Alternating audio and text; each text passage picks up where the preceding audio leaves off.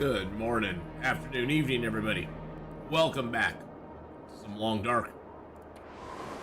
I'm Atheenon, and let's get back into our fun, Let's Map It run. We are currently in Mountain Town. We finished up with Bleak Inlet yesterday. And we are heading off to Hushed River Valley today. Right now, though, we're down in the Milton Basin at the moment. And we're down here so we can pick some more stuff up and take it up to the top of the hill. We do not have the moose down here, so there's not really a lot of reason for us to stick around down here for a long period of time. We did get ourselves a few rabbits, which is great. But we'll harvest those up tomorrow morning. We've got a little tiny bit of exploring down here, but not very much. Let's get some sleep for like 9 hours. Got some sleep in my eyes.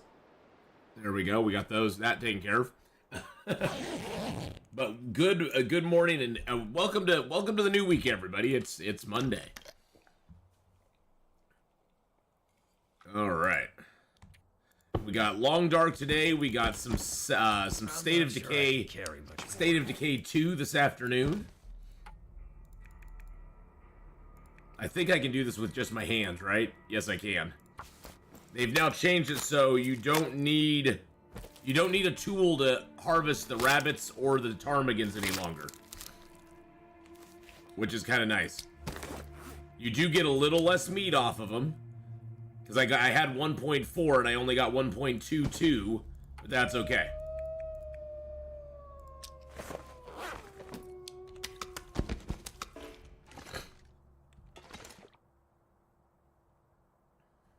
There's a wolf out here. I probably should take care of him before we do a lot else.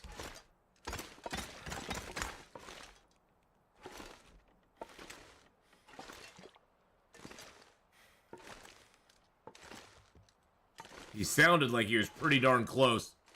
Mr. Pyro Ninja, how you doing?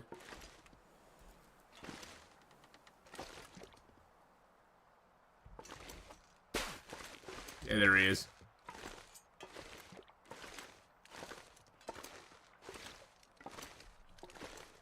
Alrighty.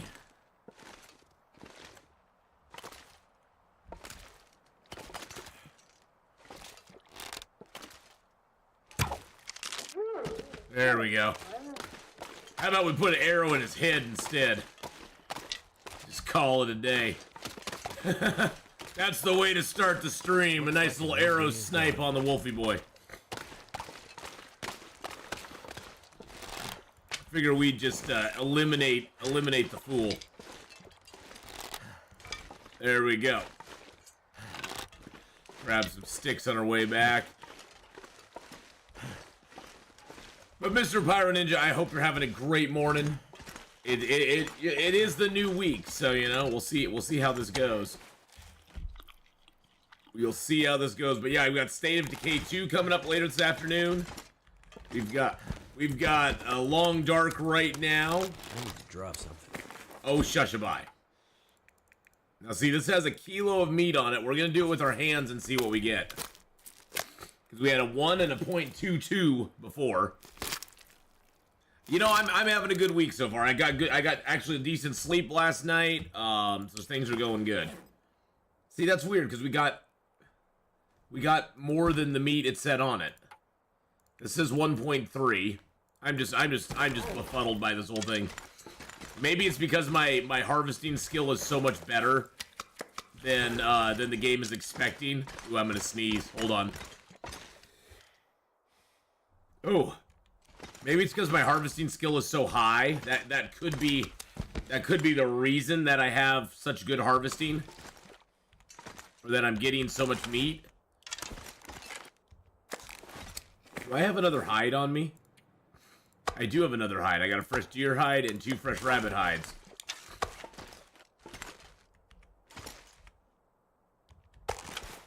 We are in Milton at the moment, yes. We are going to be heading into Hushed River Valley today, though. Because that's our ultimate goal. Right now, I'm just kind of getting myself set up here in Milton, the Milton Basin. with all the guts and hides. Actually, I'm going to take the cured guts. I'm going to leave the non-cured stuff here. Excuse me, Mr. Rabbit. I didn't want you. Okay. You're just going to be a pain in my ass, so I'm just going to pick you up. There you go. Get the cured deer hides. Move that hide down here. Grab some coal. A few pieces of cedar. Something behind. Grab this other rabbit. Okay, let's get these harvested up. So we have 1.3 kilos of meat on there.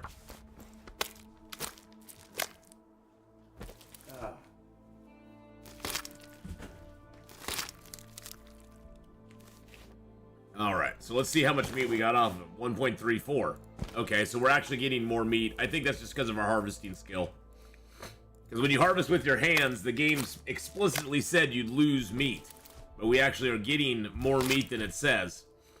Which I think I think our harvesting skill being at 5 is offsetting our the loss of meat that we're experiencing. Which is kind of funny. Alright, so we got 2 more guts and 2 more hides.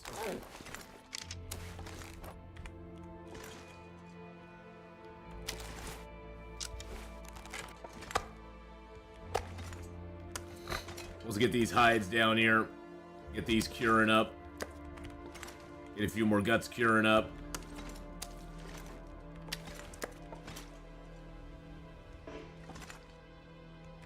There we go.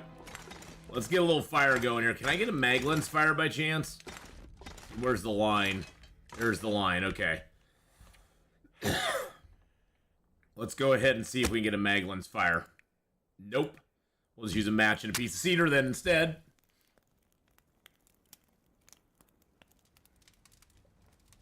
I got my muffin. Come on. You didn't have to say come on very much there.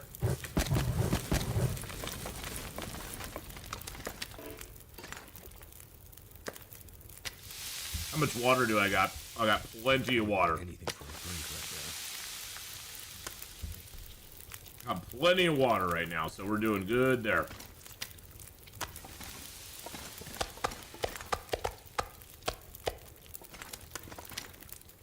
We still got our fish cakes here, too.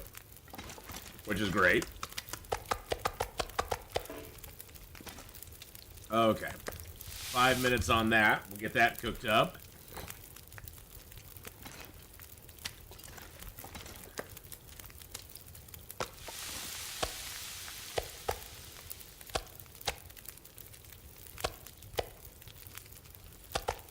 Let's see, we got 900 calories there, 322. That's a small one. 322 is another small one. 900 there. We'll leave that over here. Let's take a drink of water quick before we start losing health because of that. Alright, there's 3 small pieces.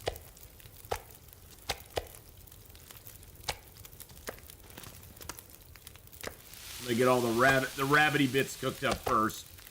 And then we'll cook up the deer bits. Alright, there's all my big pieces, and there's my small pieces there.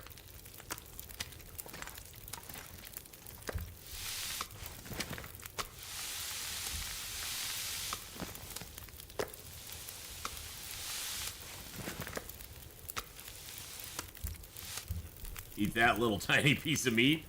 We'll get rid of those real quick, and then we'll throw that on there. Good, that's perfect. 15 minutes and both of those are done. That is awesome. There we go. So we got 1 piece of moose meat left. Oh, it only has 13 calories on it. We'll eat that. We'll get that gone. What small pieces of meat do we have here? We got that small piece there. We'll eat it up. Then I'm going to drop the kilo pieces of rabbit.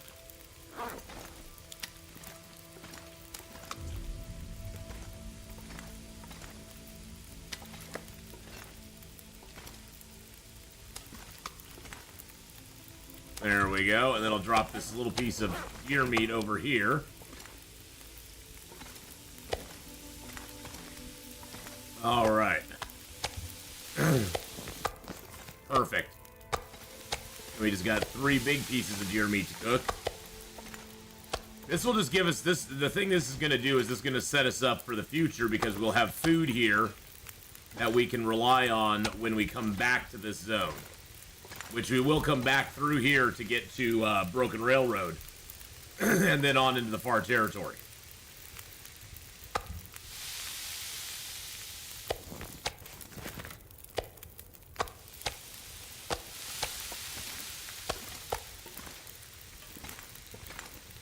Alright.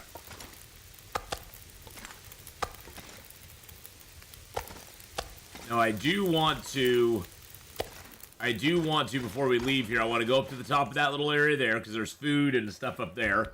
And I do want to go over to the broken house over there as well, because there's more stuff over there. One thing we're going to do super quickly. The power in the verse can stop Dave me. McDaniel Music, thank you so much for the follow there. I appreciate that. One thing I do want to do real quick is just get some meat off of this dude. Because we'll cook his stuff up as well.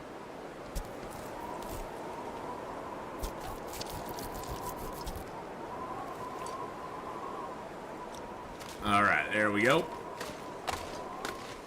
Yeah, I want to go check that out, but we got meat cooking in here, so we're going to go take care of that here real quick.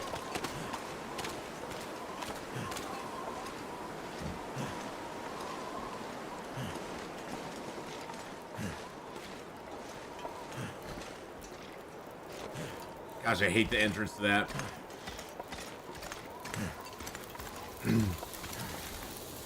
Might have to drop some gear.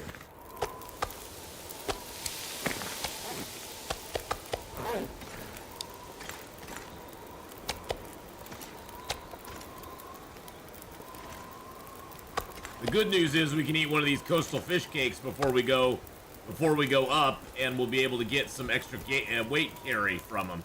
Because these coastal fish cakes that we have, they give us extra max stamina, they give us max carry weight, and they give us cabin fever reduction. So they're very nice.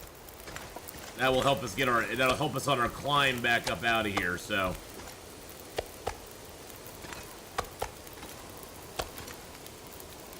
Get a little more stickity booze on there.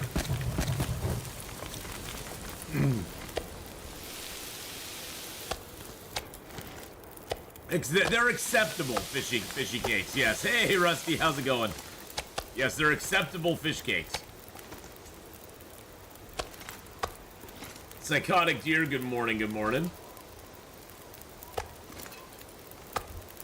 Let's eat down some of this deer meat that we got.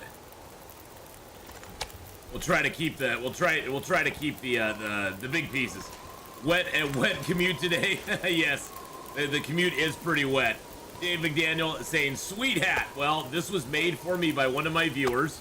I have many lovely things made for me by viewers. This hat is one of them, and it has a bear on the backside. Got the bear on the backside with little sticks. We can turn that around when we hunt a bear. I got this beautiful flask here. A beautiful jackrabbit flask from Rusty Brazenfire. And this beautiful artwork there as well from Justin. So I have some very talented viewers. Very talented viewers.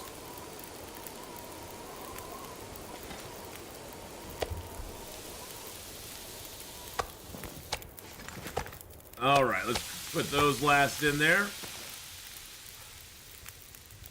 Oscar, how you doing?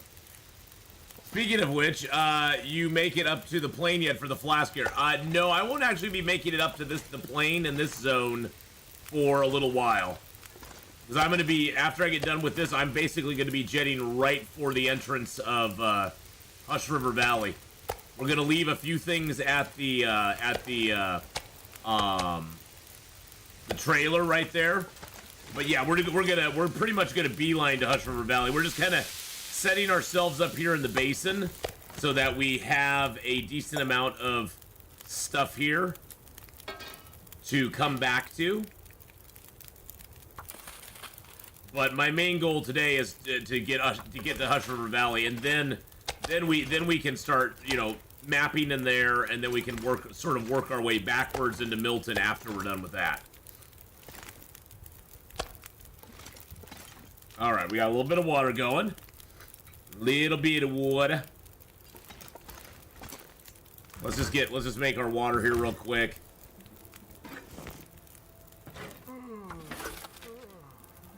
Hey, Chaos Bite, how you doing, buddy?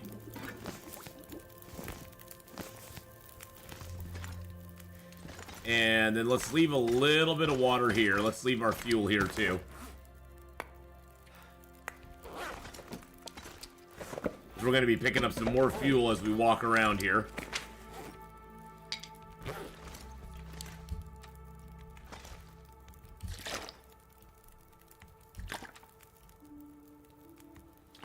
Do I have any teas left to make? I don't think I do. Oh, those are all cured. Okay. Yeah, I don't think I have any teas left to make. Okay, we're good there. I'm at about day 60 on my Interloper game. It's touch and go, but I got 2 bear skins curing. Nice. You got yourself 30 minutes for... You got 30 minutes free, Chaos Bite? That's awesome.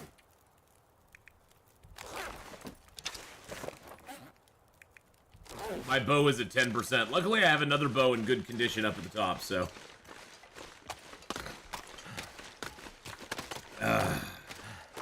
Yeah, the music in this game is amazing, Mr. Pyro Ninja. The music in this game is very, very good.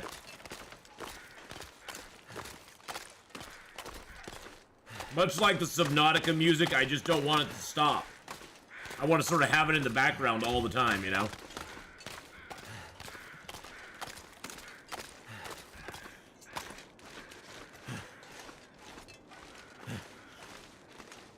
Grab a few rose hips here. Yum, yum. What's our weight? Oh, we're only at 35. Nice. We're only at 35. Figuring that your starting weight is 30. We're only at 35. They actually have soundtracks for all of the Long Dark music, Oscar. They actually already have soundtracks for them. There, you can purchase the soundtracks on Steam. Yep, they've come out with several soundtracks for it, as a matter of fact. They use the music sparingly in the game, and you know, as much as I'm like, God, I just love to hear the music all the time, I'm kind of glad they use it sparingly, because guess what? Guess what? I love it when the music comes in then. It makes it more impactful when the music actually hits. It's one of those where, you know, sort of like when you have a favorite song on the radio, and you're like, I just want to listen to that song, and then you're sick of it within a week if you hear it too often.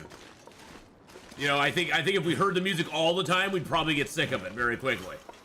But it cutting in every once in a while makes it special. So it doesn't make me any less go, gosh, I wish I had the music all the time. But I know the fact is that if the music was all the time, I'd probably get sick and tired of it after a while. So I'm glad they use it sparingly.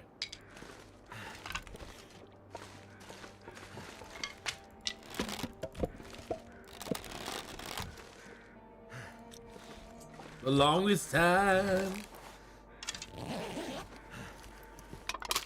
Oh, wow, that was a nice little find.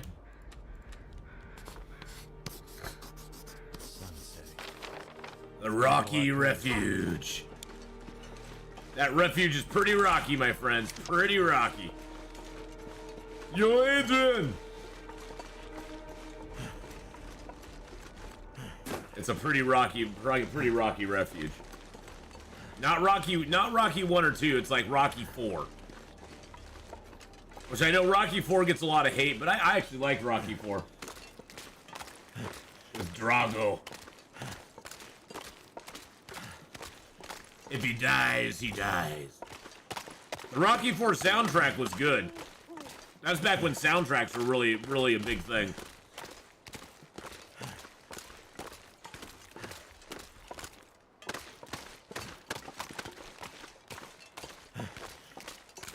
One soundtrack I listened to so much that I stretched the tape out. Yes, we had tape back in the day, boys and girls. Cassette tapes. If you played them too much, it would actually stretch out parts of the tape. Because you'd rewind it to listen to a certain song and it would stretch it out. It was a thing. Trust me.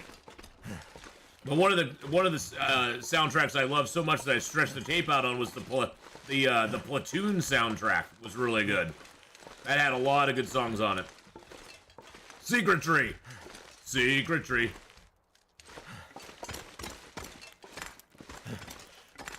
That's how Oscar, that was how you could tell if you really loved an album. If the album got so played, so rewound and played all the time that it actually stretched it out. Platoon was the first movie that I ever went and saw that was rated R. That I didn't have to have like an adult go in with me. That was my first solo rated R movie that I ever saw. I mean, I had seen some before, but that was the first one that I ever, like, was able to go to the theater, show my ID for, and get in for it on my own.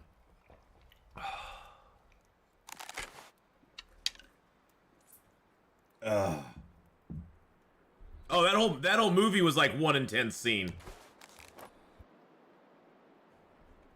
I gotta go back and watch that again. I haven't seen Platoon in probably 20 years. Oh, Platoon was an awesome movie. But you know, the whole there was a lot of, you know, in the mid 80s, there was a lot of reflection on what had happened in Vietnam. I mean, the 80s were a very reflective time of what had gone on during Vietnam. There was a lot of movies that came out of it. There was music surrounding it. There was all sorts of, like, people kind of taking a second look at what had been done, not only in Vietnam, but also what had been done to the veterans of Vietnam, and how crappy, you know, everybody had treated them, and how wrong it was. So yeah, it was a very interesting time.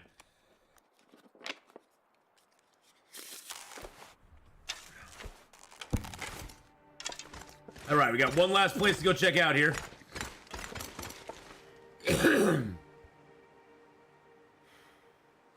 Good God, I got like a frog in my throat.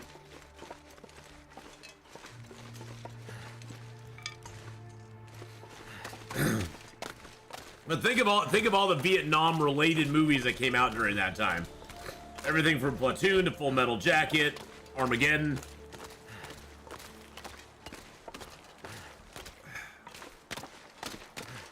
There's a lot going on. Yeah, I want to go check out the little huts over here. Apocalypse Now, yep. Oh, it wasn't Armageddon. Armageddon was that was later. That was the disaster movie. Apocalypse Now, Deer Hunter. Yeah, so there was so many movies coming out around that time. First Blood. I don't usually think of the Rambo movies as a Vietnam movie, but yeah, it kind of is.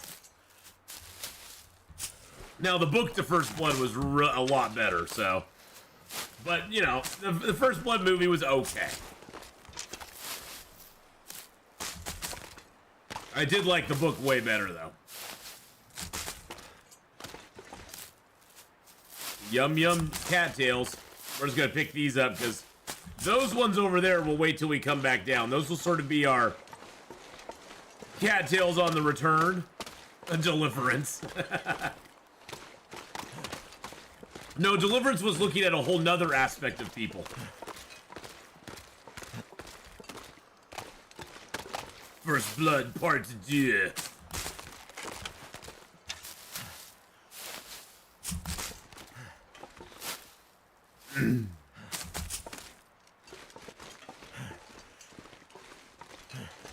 The 80s action heroes. Good gosh, that was such a great time. Can't feel my feet. That was such a great time. Predator. Commando. All those big beefed up Arnold Schwarzenegger movies. Oh man, what an era that was. Hey, Tegeta, how you doing? We don't get movies like that anymore. Well, we got Reacher. I mean, Reacher is kind of like, Reacher is about as close to an action, like 80s action type thing that I've seen in a long time. Which is probably why it was so good. Because you know what? People still like that stuff. I hate to burst their bubbles, but people still like those things. People like seeing big burly dudes going and kicking butt and taking names. I mean, entertainment is entertainment. It's not changed because of a. It's not changed because of the modern the modern audience. No, the modern audience. There we go. Yeah, it's not changed because that modern audience. Yeah.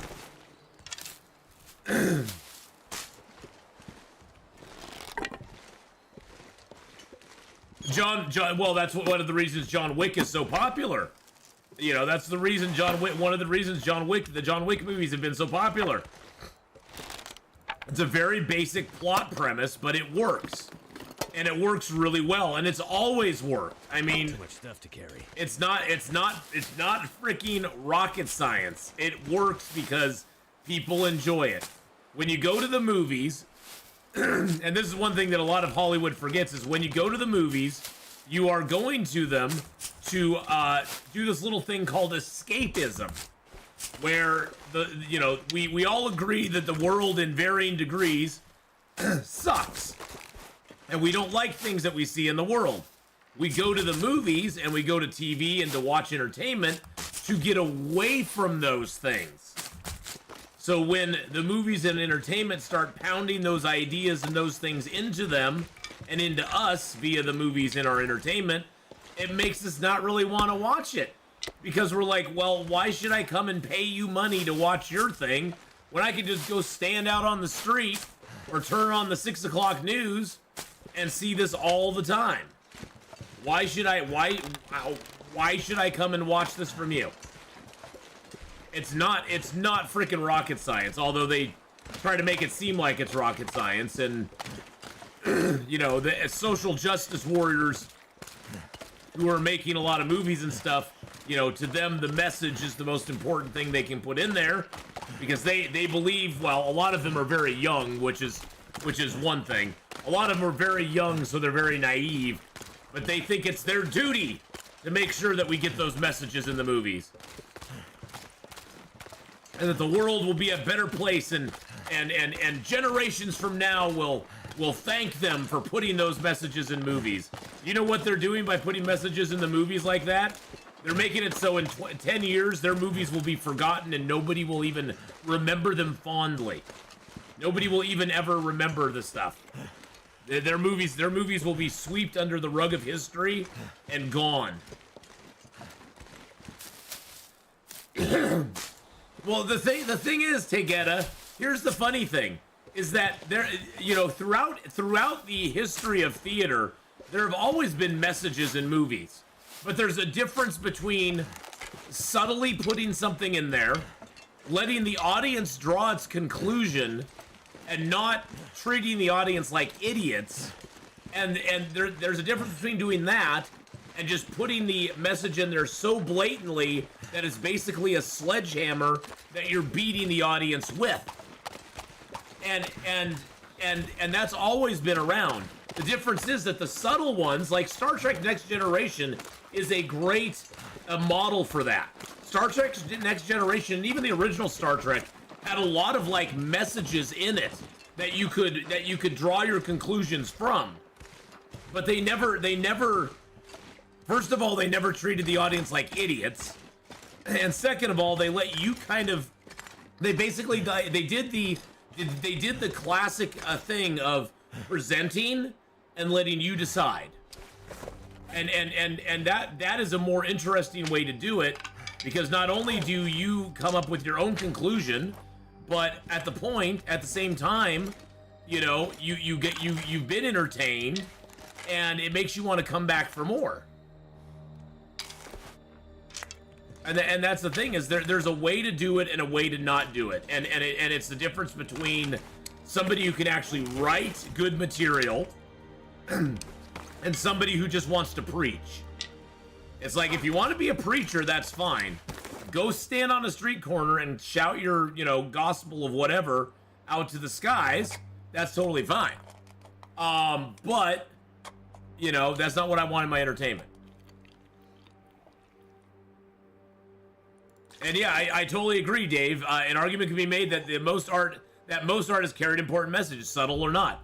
I'm just saying that the subtle ones generally last longer and are not offensive to anybody, really.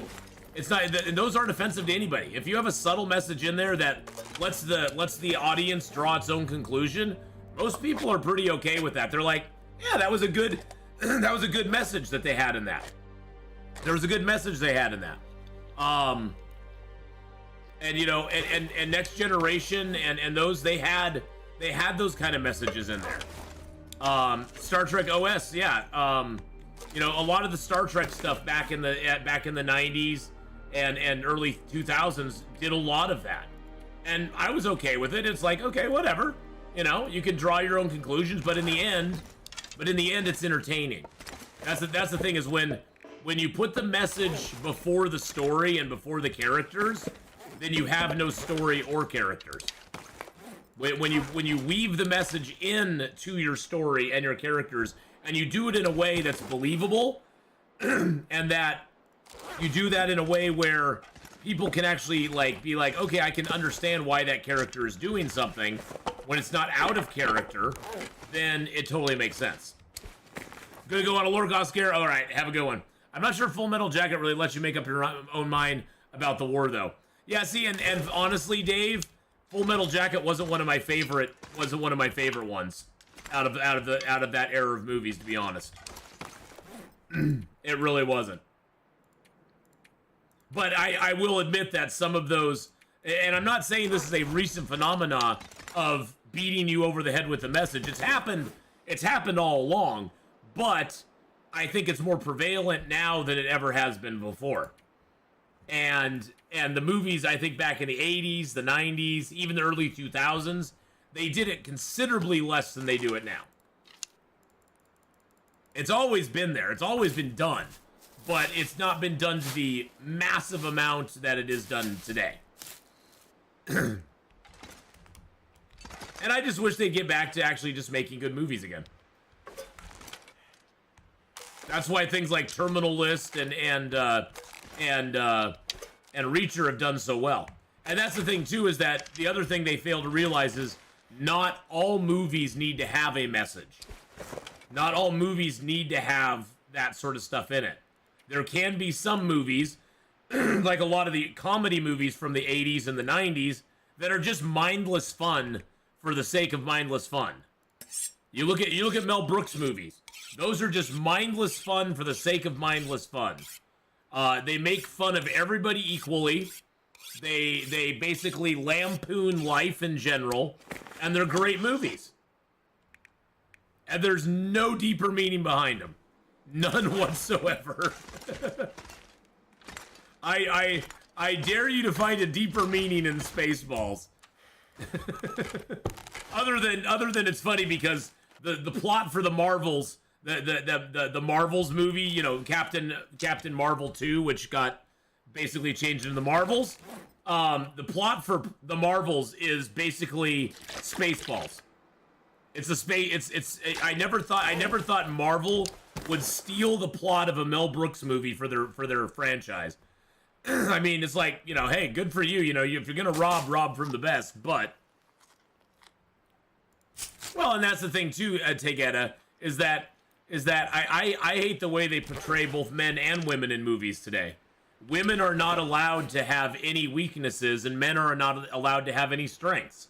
And it's like the characters, you know, you look at a character like Ripley back in Aliens, a very good balanced character. She played on both the feminine and her strengths at the same time.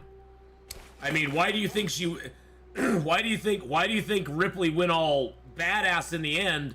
Because of that motherly instinct to protect Newt. I mean, it wasn't because she was a badass.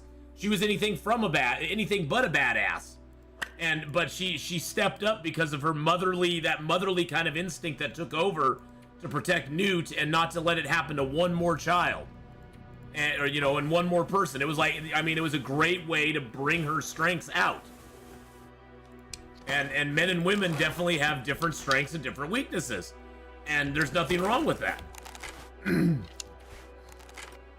The elevator scene's one of your favorite of all time. Oh yeah. Blazing Saddles is an all-time classic. It truly makes fun of all people. Oh yeah. Blazing Saddles is amazing. Blazing Saddles is so good. And the silence when it gets to the bottom right before she steps out. Oh, yeah. Oh, yeah, that's like total badass right there.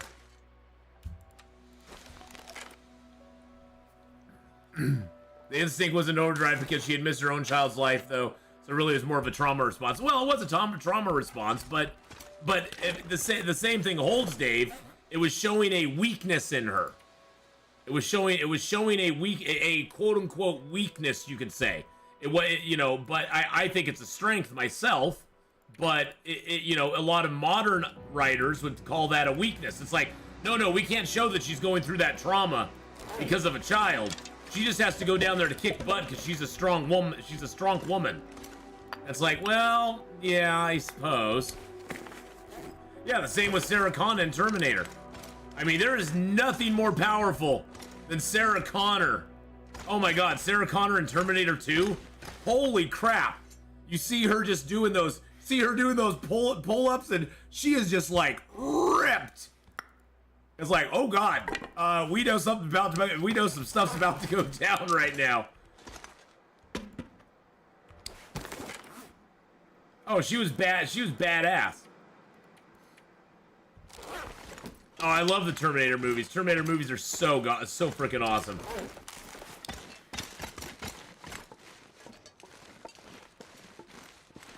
I love the first one's not telling you that Ripley's the protagonist till the last quarter of the movie. Oh yeah. Alien, the original Alien movie, the original Alien and Aliens, which there are only two Aliens movies. There's only two Alien movies. Alien and Aliens, those are the only two that actually exist. So those movies right there are just masterpieces, absolute masterpieces. They're great. They're great movies. I rewatch them to this day. They're so good, and they hold up real well too.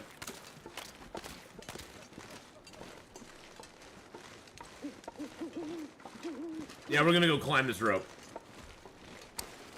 Well, see, that's the thing too. Like you're saying, character's not dependent on gender. Character is character. We like good characters, and the thing is that I think what they've forgotten is that not only do we like strong characters, but we as the audience can empathize.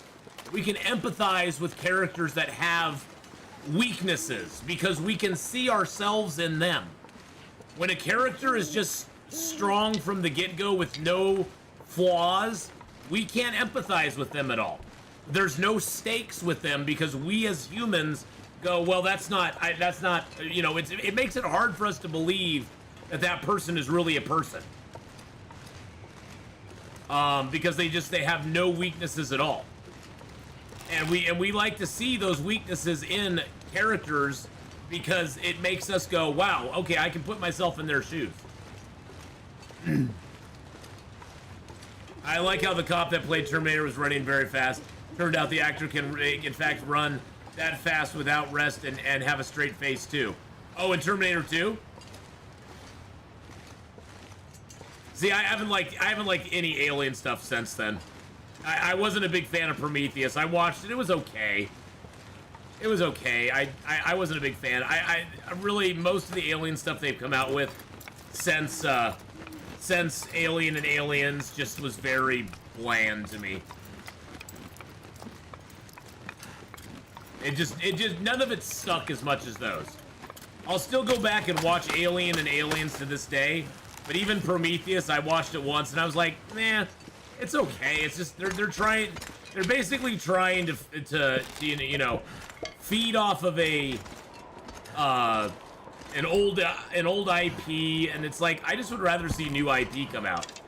I mean, I think that's why when movies like The Fifth Element came out, that was such a breath of fresh air. It was like, wow, something different, something new, something kind of cool. I like characters that build themselves up from nothing, weak and about to give up on finding purpose, etc., rather than everybody being this new version of perfect from the start. Yeah, well, that's what we like to see. We like, there's always in movies a character, say, just for the sake of argument, take Star Wars, the OT. Take A New Hope. You have Han Solo. Han Solo, you can say, is already a complete character. He's older. He's gone through a lot. He's been through the mill. But they give him the character flaw that he doesn't care about things. That he's just kind of like this guy that just goes by the seat of his pants.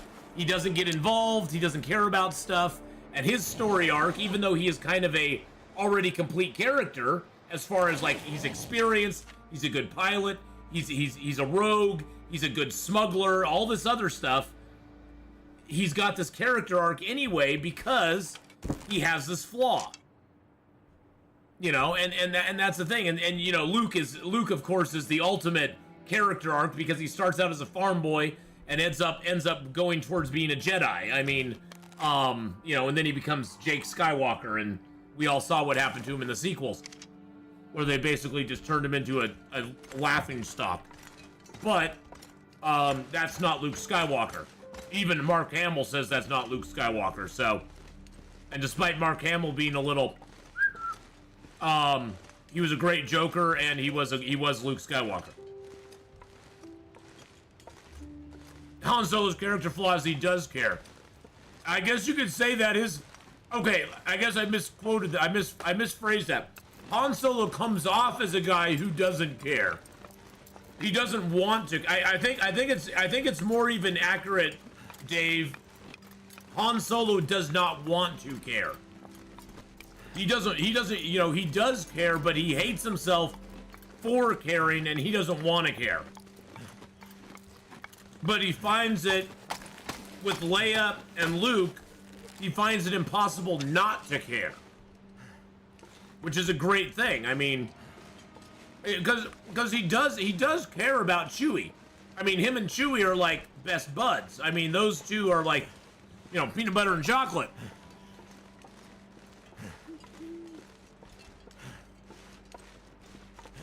Well, and I think also, you know, Han has very much learned that the world is going to basically just use him for what it wants, and he's not used to dealing with people who sort of have altruistic type things going on, where they want for the greater good. Can't forget when I first saw The Thing when I was 9 years old. One of my best in my top 10. The Thing is a scary ass movie, Magnus. The Thing is creepy as hell. No, I don't want to deal with you, Mr. Wolf. No. I don't want to deal with you. Bye-bye. Effity bye. Effity bye. No, I just didn't want to deal with Mr. Wolfie boy. There's my lantern. My lantern.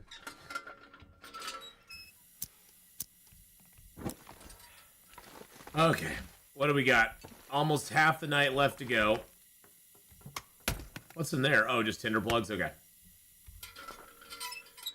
Whew, okay, well, we're gonna sleep here and then off to Hush River Valley tomorrow.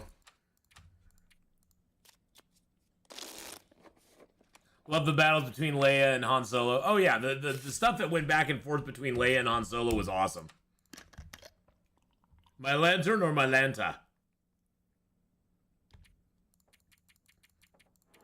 I think, you know, the new version of The Thing is really good, but the old one has kind of this charm about it, you know? It has that charm about it that just is kind of undefinable. Cured, fresh. It's fresh, exciting. Wow, that's a lot of weight on us. Okay. Lots of hides, lots of guts. We got the hides here too.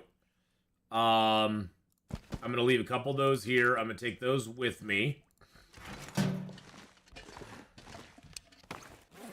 Let's drop some sticks here. It's getting too heavy to carry. Shh.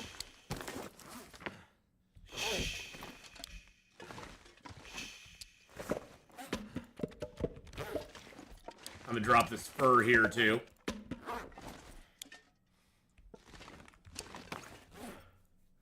There's always, to me, there's you know, there's always a classic charm about some of the older movies, even if they remade them and they're quote unquote better than they used to be or whatever. There's always this like classic charm that I like about a lot of those movies. Maybe it's because I grew up watching like you know, old Doctor Who where the special effects weren't that great, but we loved them anyway because of the story.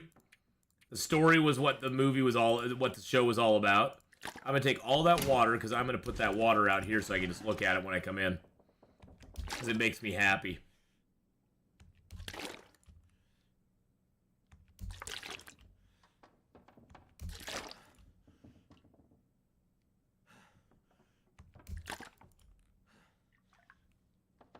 Really? You're gonna do me that way? Okay, good.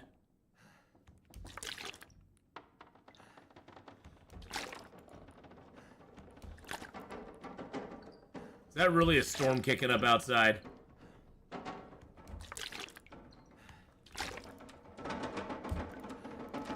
Is that really a storm kicking up outside? Right when I'm getting ready to leave? Are you freaking kidding me right now? Much longer. Okay, I'll put 2 more liters of water here.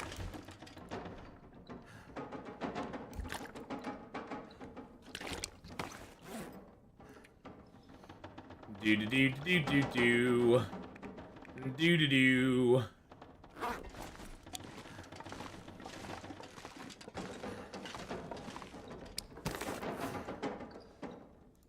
Those are all cured, right? Okay, those are all cured.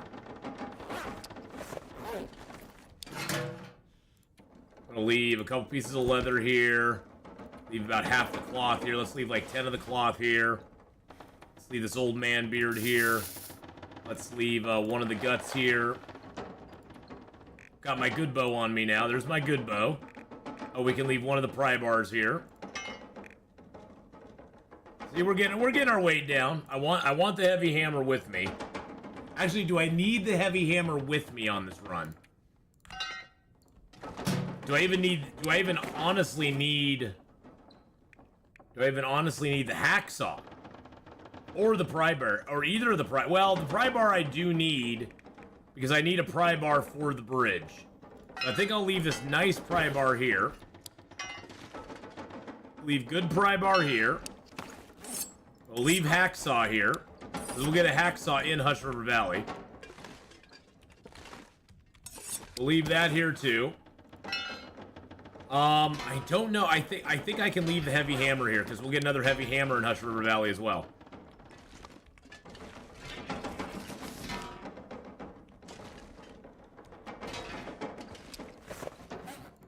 Now, do I need all my thermosi? I'm gonna take one more out of there.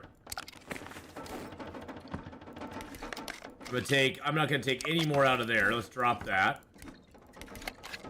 Take a couple more birch bark teas out of there. That one I'm just gonna drop. And I'll take one more coffee out of there, and then I'll just drop that one too. That will take a little bit of a load off as well.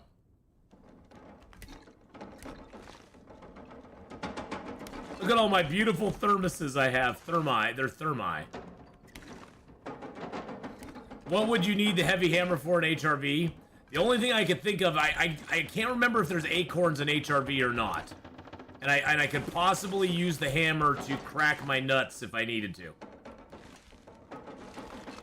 That's the only thing I could think of.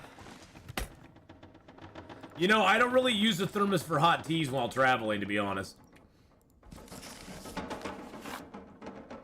All right, then we have an extra Maglins we can leave here. This is where I'd love to have the ability to make a Maglins into a magnifying, like a telescope. That'd be awesome. That'd be freaking awesome. All right, all the clothing I have on that I want. I can leave some cattails here. There we go. Cooking oil and salt I'm gonna take the broth as well. These I'm gonna take over to the other little place where we're gonna be able to make arrows at. Alright.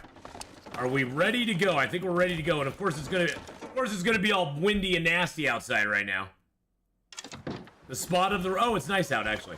The rabbit thermos, yeah, it's up by the plane crash, I believe. I think that's what I've heard. It's up by the plane crash where you originally start. Well, I'm gonna do a little mapping as we go here, so I'm gonna do a little mappity-boo in Milton here as we go.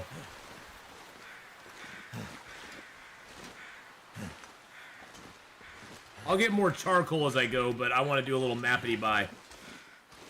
Like right by this body here. Oh, wow. We found the Mountain Town Vista already. Wow, that was quick.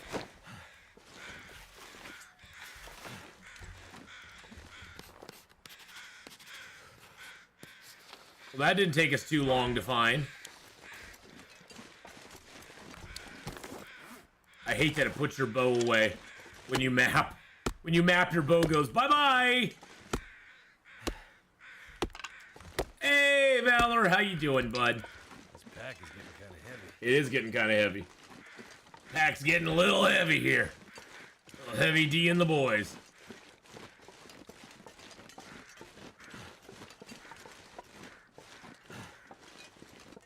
I might just head up to that Vista point right now. I think I might go to the Vista right now. Oh, actually, wait a second.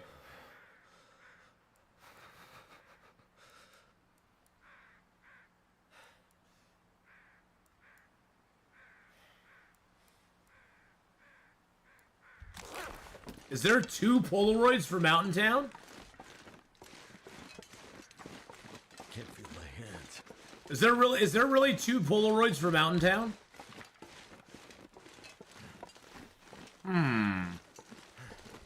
There isn't? Okay. I don't get why you need a hammer to smash acorns. A bowl and a rock would be good enough. Yeah, it would. That just looks like it's such a great weird spot. Is that for over the basin? No, because the basin's down here. That almost looks like it's... Okay, that's really weird. I'm just confused. I don't usually concentrate on them. I think that's at the park. There's only one. Okay. Oh, I guess I just look at the map differently. I heard a rabbit get all excited up here.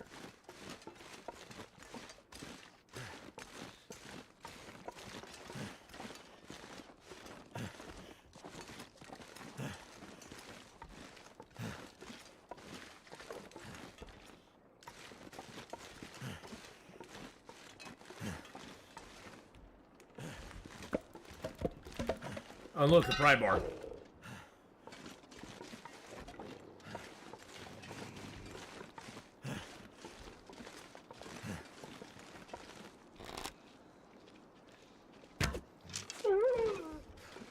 Hurt my rabbity friend, you mean wolf.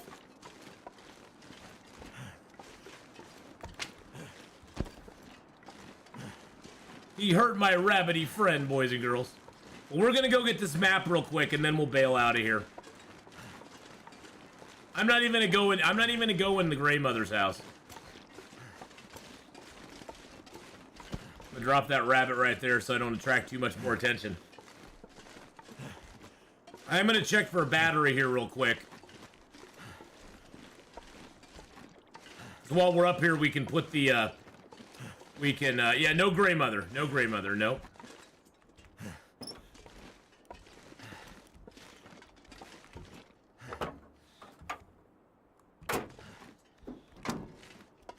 Of course, this one's damaged. Oh, good, there's no battery in it.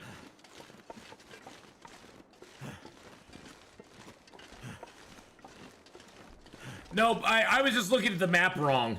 We're going to the right place. This map just is all weird. This map is weird. I think of this radio tower as more. I think it's on the map. I think of the radio tower as up here when it's actually over here, which is it's just weird. Yes, you can see gloves now. You can see arms. You can see the gloves and the arms now. Funny man.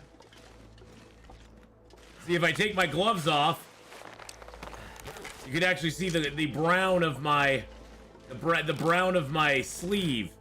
And if I take my my sleeves off,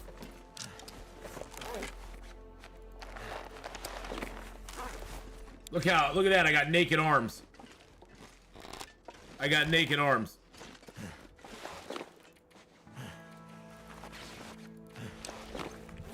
There are 2 in Milton, okay. And, you know, they keep adding more stuff into it all the time. There's there's now animal harvesting animations as well. And, they have added in, some other things like cooking. There's different recipes now. There's 9 unique recipes, or no, there's 7, is it 7 unique recipes throughout the world? There's recipes that you can cook up in both the pot as well as the pan, and then these starred ones you actually find out in the world, in certain zones. Oh, Mystery Lake, okay.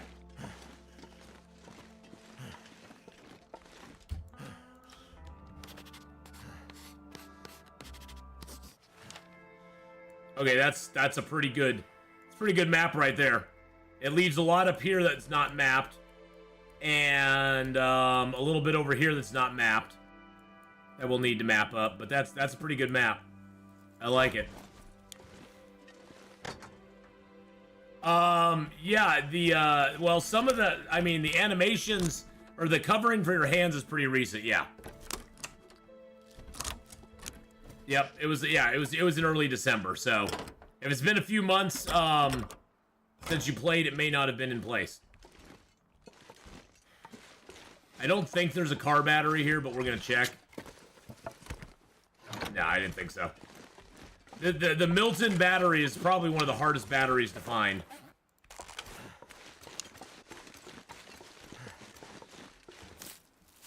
I've been so hungry. Babu. Oh yeah, we're gonna do Signal Void. I set it up before I ever go there, Dennis. I set up all the towers. I tried to get all the towers. I already got the tower in Forlorn Muskeg and the tower in Pleasant Valley already repaired.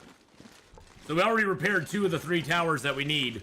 So basically, once we get the Forsaken Airfield and get the stuff ready to go, we can just bam, bada boom, bada bam, get it done.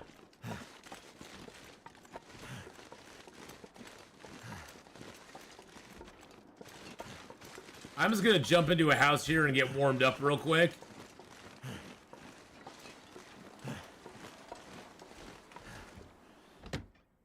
Let's jump in here. We'll loot it and get warmed up. Bibbidi bobbidi boo. Put it together. What do you got? Some cooking oil. Yay.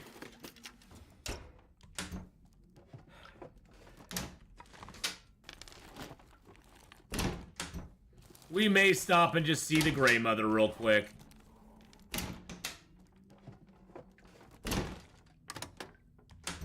Well, not much in this house. Jeez Louise, that's a whole lot of nope.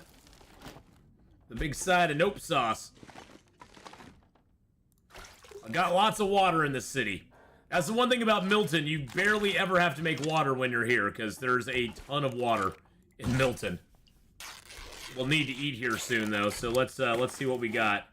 I'm gonna drink my broth. That'll get me most of the stuff. I'm gonna eat this nah, I don't want to eat the carrot right now. Let's go ahead and eat a couple cattails. Is this winter mute? Oh no, this is just Interloper run. We're on day 284. Day 284 at the moment. And we've been doing a mapping run, so we've got all of Desolation Point mapped. All of Desolation Point's all mapped up. We've got Crumbling Highway mapped. We got Coastal Highway mapped. We've got the Ravine mapped. Mystery Lake's all mapped up. Forlorn Muskeg's all mapped up. Pleasant Valley's all mapped up. Timberwolf Mountain is all mapped up. Ash Canyon we didn't really do real good on, and then we got we just got done with Bleak Inlet. Bleak Inlet's now all mapped up as well. So we got all the stuff on Bleak Inlet. We've even mapped up the prepper caches in each zone. We've got the prepper caches marked out in each one. The Pleasant Valley prepper cache is right up here. There's a prepper cache there. This is the abandoned one that's below the Timberwolf Mountain climb. But there's the other prepper cache right there. That's the Timberwolf Mountain one. The Forlorn Muskeg one's right there. Oh, she's not in survival. We just pretend to go visit her. And then there's the prepper cache in Mystery Lake. There's not one in the ravine. There is no prepper cache in Coastal Highway. That's one zone that does not have a prepper cache in. Oh, there was a bag out on the coastline there. But yeah, there's no prepper cache in Coastal Highway. And there's not one in Desolation Point either. Desolation Point has a lot of stuff, but it has no prepper cache. And now we're in Mountain Town. Huzzah! There is a prepper cache in Mountain Town. We just haven't been there yet. I jokingly say we'll go visit the Grey Mother. We aren't actually going to go visit the Grey Mother. We're gonna go visit her house, I guess I should say. It's when we stop in and say, "Hi, Grey Mother, how you doing?" We're on day 284.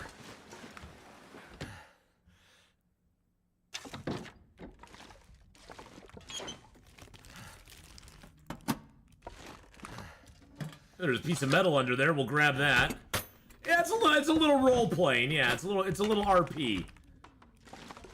It's like, hey guys, let's go visit the Grey Mother. I'm sure she'll be so happy to see us. What's that right there? Oh, I almost missed that. Oh, I almost missed an empty container. That would have been tragic. Missing that empty container. Grab Mr. Rabbit. Check the mailbox. Nobody left me any mail, damn it. Curse you all for not leaving me any mail.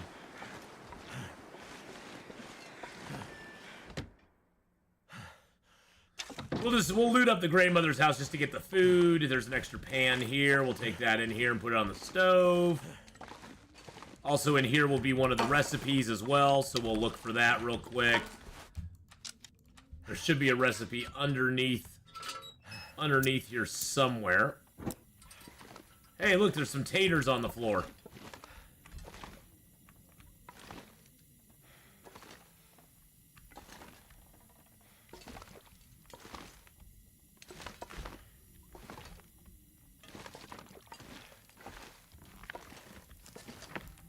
Where is the recipe?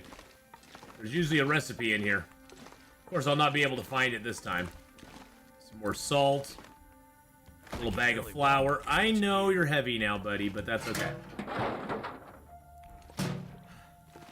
Usually I find the recipe under the table here, but maybe I'm just looking right at it and not seeing it. Check behind the table leg or the picture frame. I haven't checked behind the picture frame yet. It's always on the corner table for me in the other room. Oh, okay. Hey, there's some matches.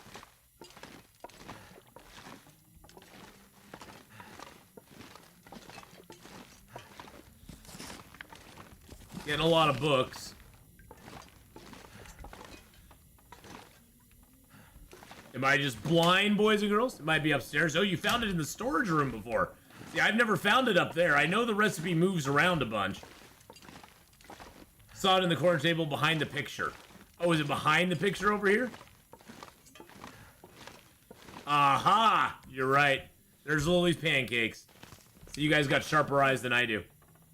So that one gives us Lily's pancakes, which I probably will never make.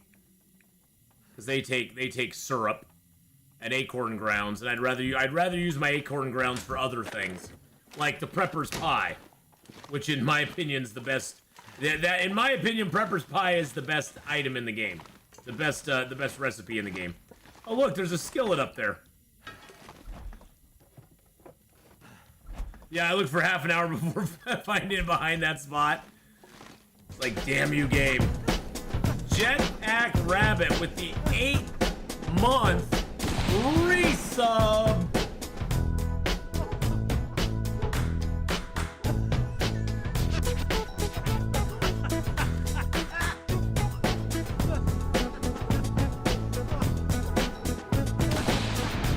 Thank you for that 8-month resub there, my friend. Appreciate that very, very much. All right, let's go ahead and just resubscribed for 8 months. Harvest this guy. He's got hardly anything on him.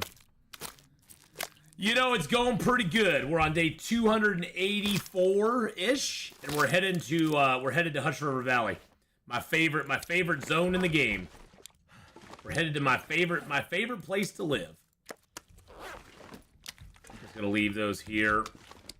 Everything else I'm taking with me. Actually, I'll leave the maples here. Actually, you know what? I'm gonna take one of those maples with me. I'm gonna leave these 2 maples here. Leave a little bit of water here.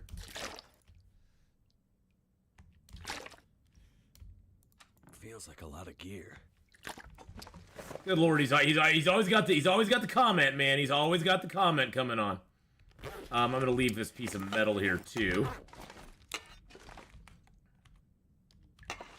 Leave that here. Boopity bippity bop. We do have an extra pry bar on us now. Yes, we do. I'm gonna leave that here along with this book.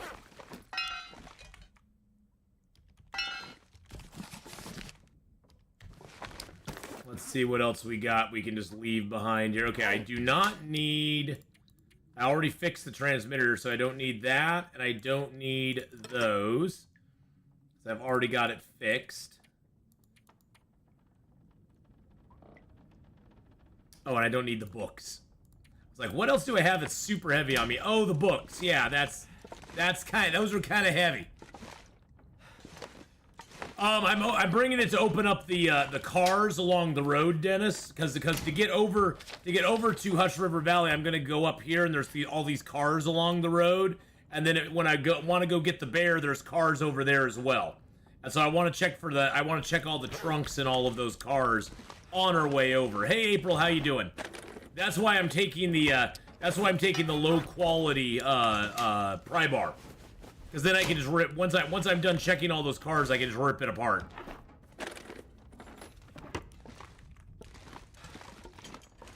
Maybe we just check up here real quick.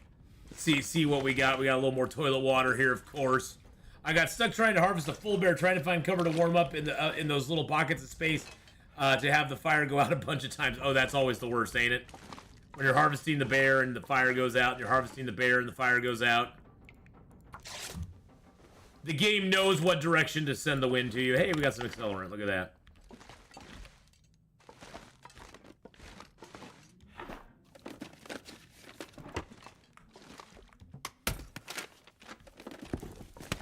Wow, we got some clothing there, and there's some socks on the ground. These are probably ruined. I could use Yep. this.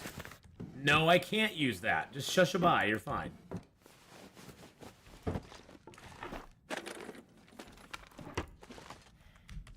Okay. Take a drink of water. We're gonna go out and harvest this wolf up real quick.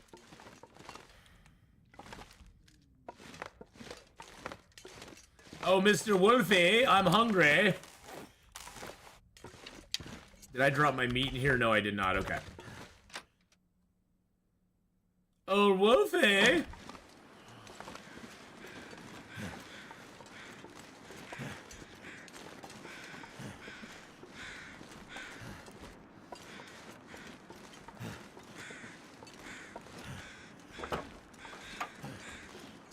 No battery in there. We'll just check this car real quick. At least they fixed the problem with visors and that coming in. Is it warm out? It's negative. It's 0. I mean, I am rocking a 27-degree warmth bonus, so it's not inconceivable that this late in the evening it could be positive temperatures out for me. And can I get a Maglin's fire going? Yeah, baby. Let's go. Let's go, Maglenzo. But April, happy Monday to you too. I hope you're having a great Monday.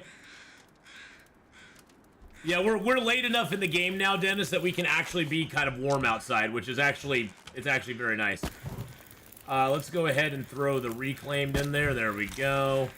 Let's get a couple of honks of meat off the Wolfie boy.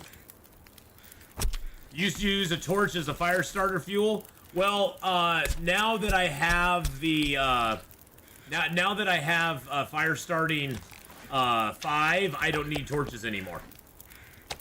Oh, I use the torch as the fire starter fuel. Oh, well, that's fine. I see what you're saying. Well, I'll just grab another torch then. That torch was probably garbage anyway, so we didn't want it anyhow. That's what we're gonna say anyway. We didn't want that torch anyway. That torch was trash.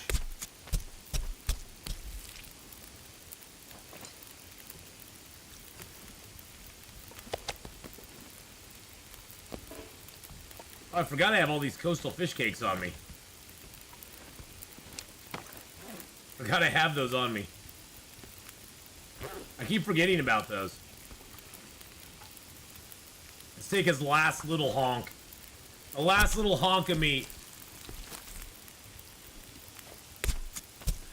So Oscar, chat is both coming in from Twitch, YouTube, and Kick.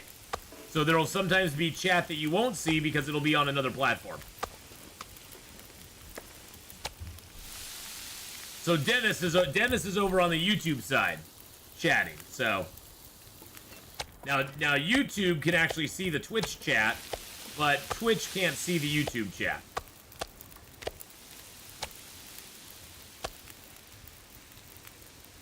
$47, 48 minutes. Let's get those done.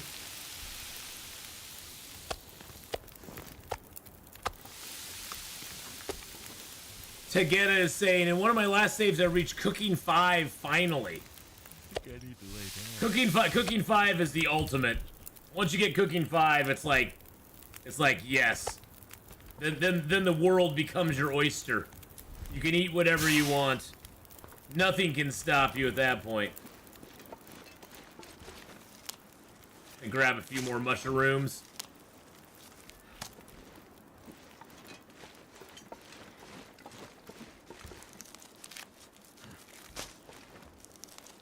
There we go. I'll watch over here on YouTube then. Oscar, you can watch wherever you want to, my friend. You can watch wherever you want to. If YouTube works for you, you can do it over there. Twitch works for you, you can do it over there. It's all the same, my friend. It's all the same. And today, Restream is actually working. Now, there will be some times when Restream is not working very well, like it didn't yesterday. And so I had to just go and stream on Twitch only because I couldn't get the multi-stream to actually function properly. It was being a pain in the boot. It was being a pain in the boot. Let's actually go in here. Let's go outside real quick and drop all of our foods.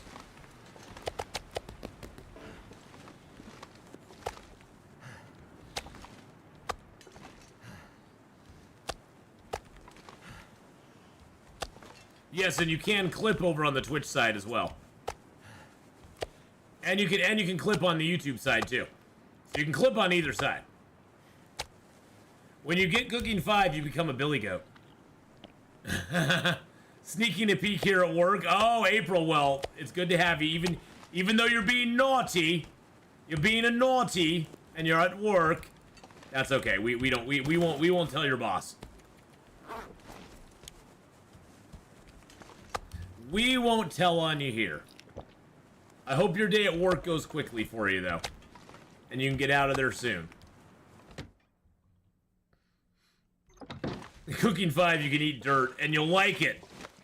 Exactly, Oscar. You'll eat dirt, and you'll enjoy it.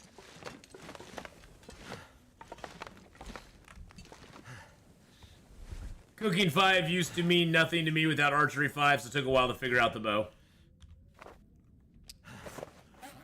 Yeah, I'll probably eat a fish cake to travel. I'll probably do it. I'll probably leave some of this stuff here too. I gotta figure out where we stand with all of our gear in the morning. I'm pretty sure you can use the flour, even if it's ruined. You can use the flour to make pies and stuff. I think I'm gonna actually hang on to the flour because if I get some venison out there, I can make some venison pies, rabbit pies, ptarmigan pies. I never really make the stews. I find that to be kind of a waste of the flour. In Interloper, anyway. Flour is such a... it's an item that's so rare. And see, I can't use rotten potatoes. That's the one thing that's kind of frustrating is you can use You can't use like potatoes. You can't use them once they're not good anymore. So it's like you can't use the potatoes when they're rotten, which is stupid. How much stink do fish cakes and meat pies give off? It's just like if you were carrying cooked meat around. It's pretty much exactly the same, Elcor. If you carry meat pies or fish cakes, anything, or stews, anything that had a meat component, in it to make it, will pretty much smell like as if you were carrying a piece of meat around. That's just how it is. Oscar's saying, I got a critical hit on my bear last night with archery 3. Oh, you can get critical hits at level 1. It's just a lot harder. It just doesn't happen as frequently. Kind of wish you could cook the potato then use it in specific recipes. Me too. I find that to be kind of annoying because it's like at this stage of the game, anything that takes a potato to cook, I'm probably not going to be able to make. Unless I get lucky and find a potato that is in good shape. I'm probably not going to be able to utilize it. I mean, I could take this potato and make it into a baked potato and then eat it, but that's about all I can do with it. I'm going to keep the flour on me. I'm going to drop the carrot here. I'm going to drop my peaches here. I'm going to drop one of those here.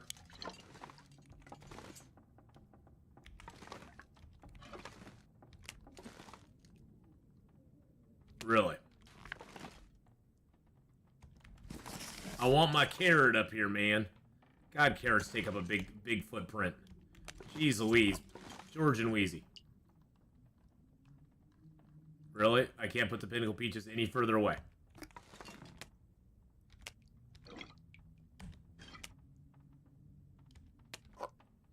I don't want the pinnacle peaches too close to the stove, because if you start the stove up and the peaches are too close, they'll actually cook.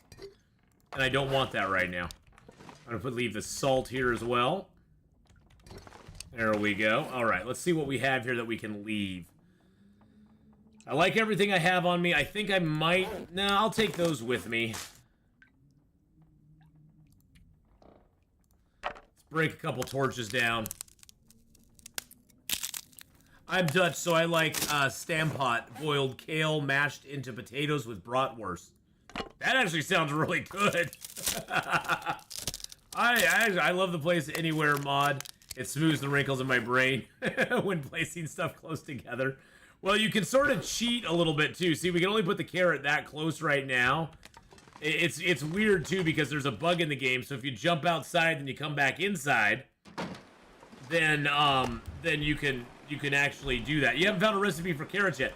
The carrots are only really used in there's only a couple recipes that use them. Let's see. Coastal fish cakes don't. Dockworkers pie doesn't. The Lily pancakes don't. Prepper's pie doesn't. Ranger stew uses carrots. And the Thompson stew, it looks like the stew recipes use the carrots in them. Like this uses 0.2 kilos. This uses 0.4 kilos. So the carrots can be used in those. See, now we can put the carrot right close to it. Now that we've zoned out and come back in, everything stacks closer together now.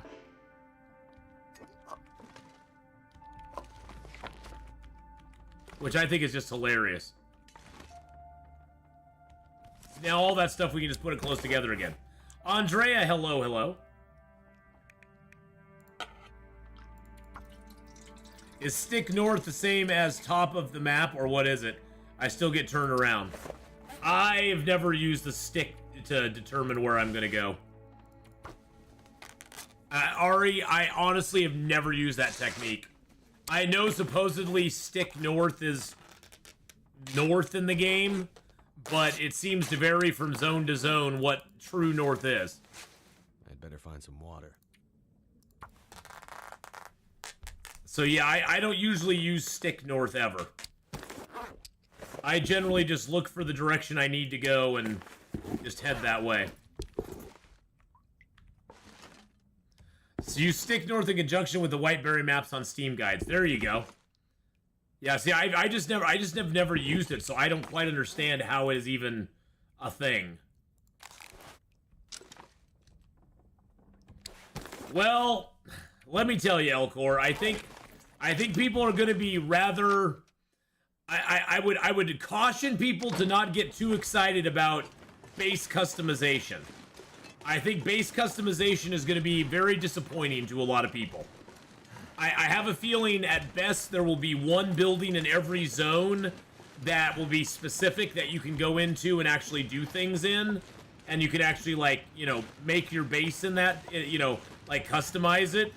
And at worst, there will be maybe like one building in the game that you can do that in. I don't think it's going to be as cool as everybody's hoping it's going to be. I don't know. I mean, and I'm hoping that I'm wrong, but I just want to caution everybody to not think they're just going to wander. I don't think we're going to be able to wander into every building in the game and just pick stuff up and move it around. I don't think that's going to, I don't think that's probably going to happen. Now, do I wish that do I wish that I could do that? Of course I do. And maybe over time they'll roll out more buildings. I just have a feeling it's going to be very limited in the beginning. And maybe down the road they'll roll it out to more and more buildings, but I think it's just going to be it's not going to be as exciting as everybody's hoping it's going to be. Or as in all-encompassing as everybody's hoping it's going to be.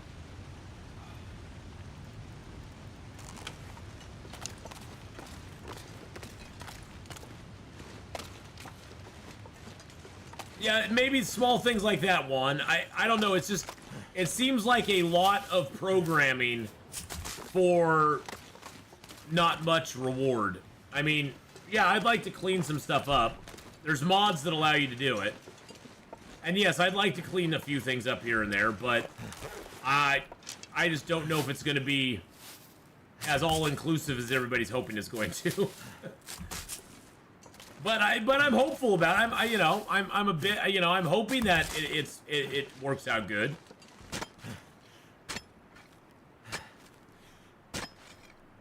Yeah, exactly. And that's the thing, Miss Pac-Man. If we have one derelict cabin that we can work over, and we can make it over into our cabin, that'd be kind of cool. And if it's one per zone, that would even be neater. So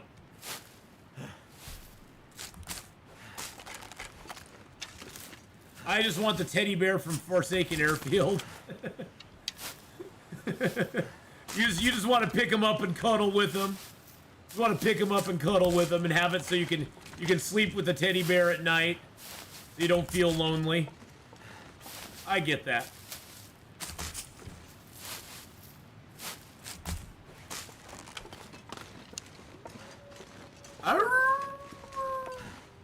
I hear you up there, Mr. Wolfie boy.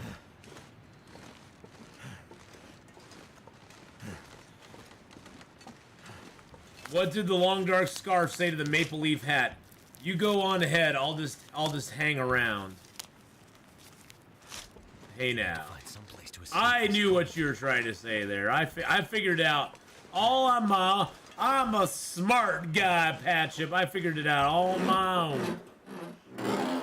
I'm more interested in what cougars will be like. Hey, as long as they are as long as it's like Red Dead Redemption 2 and she's a 3-star cougar, I'm all for it, baby. I don't want none of them 1 or 2-star cougars, the ones that you won't take home to mama. Oh, you mean the animal in the game? Oh, okay.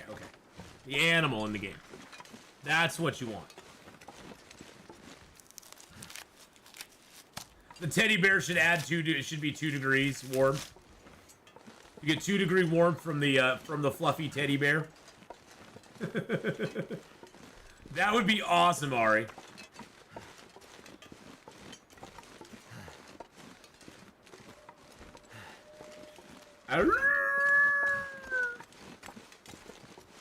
Come on, battery. Nope.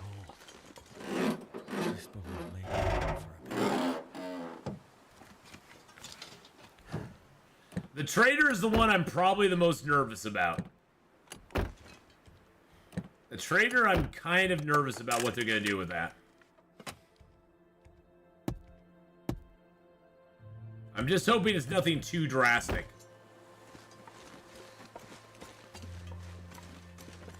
Because that could be a huge game changer if it's too drastic. Now, if it's one of those things where the trader, all he wants are those little gold nuggets that you can find, like you can find 2 gold nuggets in the whole game, okay, I'll be fine with that. You can get a couple things from them, you're good, you're done. But I don't know. The trader just makes me nervous. Have I found any more gold nuggets? I have not found. I mean, I found one in the new zone, in the zone of contamination, and I have found a gold nugget before in the game, just out in the world. And maybe they'll put more gold nuggets in the. Oh, storm lantern. Maybe they'll put more gold nuggets in the game as the game goes on. But I'm just hoping I'm hoping they don't overdo it. Let's just put it that way. Let's break this storm lantern apart. Bing, bing, bing, bing. A cougar satchel. Increase, carry increased weight increased by 2/5 of vodka. Really? A whole 2/5, huh? Wish they would guarantee at least 1 car battery in a zone with a radio tower. Having to cross the whole world with one is absurd. You know, Dennis, I have always found car batteries in the zone. Milton is the hardest one to find, but I've always found a car battery here. It's just never. It's always usually the last car I look at. So yes, I liked your joke, Patchup. I'm just gonna say I liked your joke there. I like that very much. We were just talking about future update stuff. Wasn't originally the mine zone supposed to be a gold mine, or am I tripping? Or is Ash Canyon the gold one? The Ash Canyon has the gold mine in it. Technically the gold mine. I hope they tie the safe house to the trader, like you have to assemble a ham radio you can only use during an aurora or something. That would be kind of cool if they tied those two together, Rusty. That's actually an idea I haven't heard of before. But I actually like that. I really do like that. Where the safe house would be the place where you would be able to engage with the trader. I don't think the trader should ever be a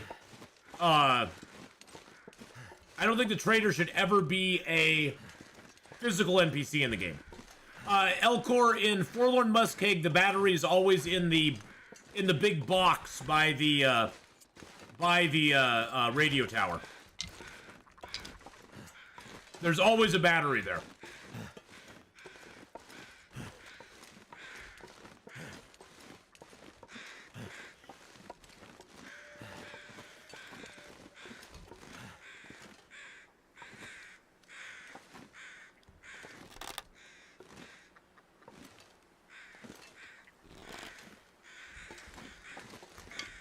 So yeah, you can always find a battery there, and the one in Pleasant Valley, you can always find it inside the radio hut. So the only one that's really a problem is the one here in Milton.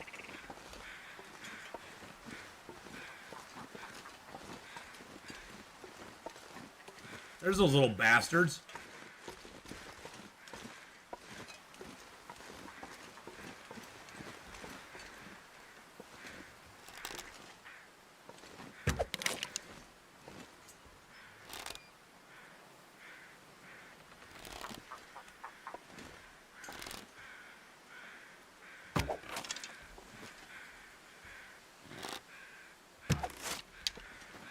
All right, one more to go. He's wandering around going, why is Bob dead? What's going on here? Why are all my friends dead? Atheenon, you evil bastard. Why are they all dead? Because I killed them all. Slow me down. I killed them all. In the end, we all die. I streamed The Long Dark a few hours today, testing out mic and stuff. The game was a disaster. Died all times. Hey, you know, dying is part of the game, so. Hey, I walked here today, was enjoying some nice negative 40 degrees Celsius weather. Wow. Wow. That guy just came out of nowhere. Was not expecting him. Didn't really damage my clothing, he mainly hit me and made me bleed.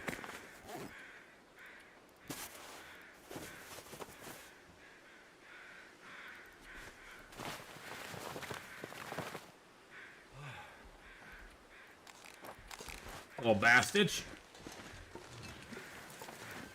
I made you bleed, sucker.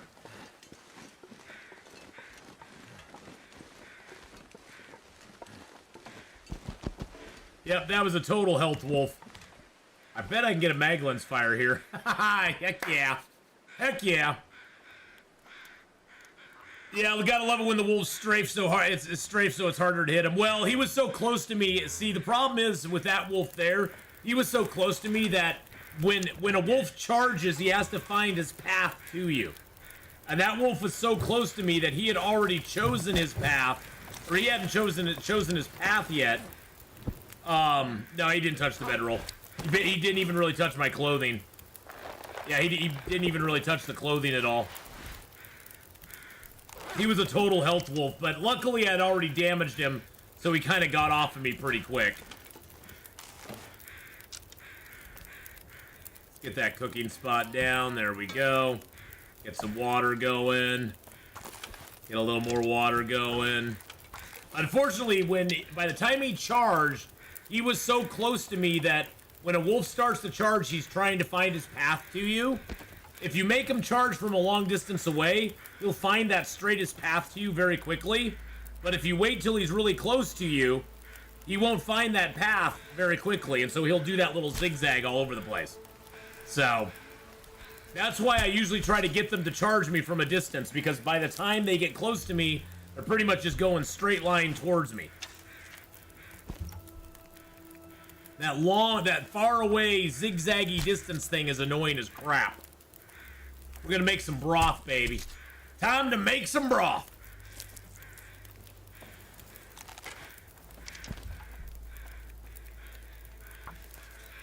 Played on Stalker today and died.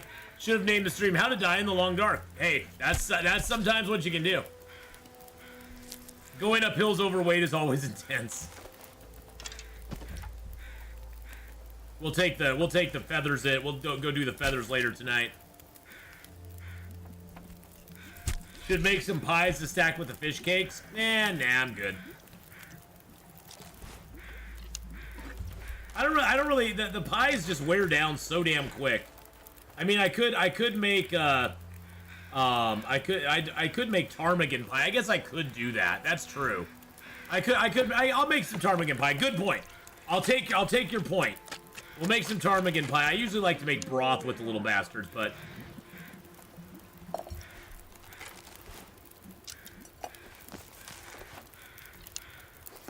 now I will make some broth with this dude. I do like my broth. The nice thing about broth is broth does not put off any smell. That's the main thing I hate is the smell. Yeah, that's one thing. These pies here. Oh, I didn't pick up my coastal fish cakes, did I? I gotta go back and get my coastal fish cakes real quick. Whoopsie. I didn't pick up my coastal fish cakes, boys and girls. That makes me sad. That makes me sad. Because the coastal fish cakes will stack with the ptarmigan pie.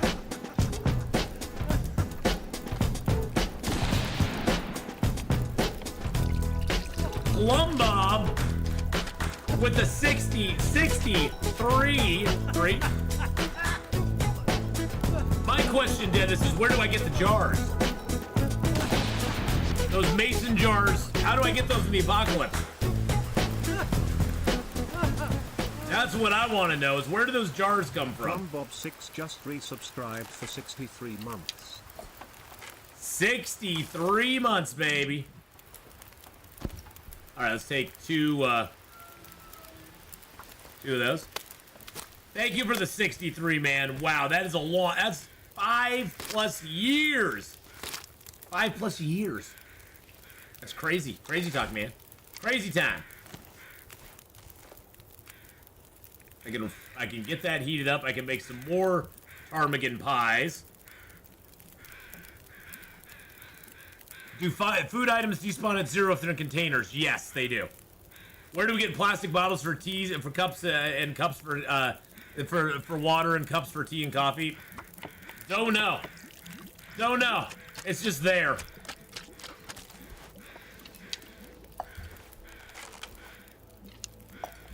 They're just there. It's crazy. They're just around, you know.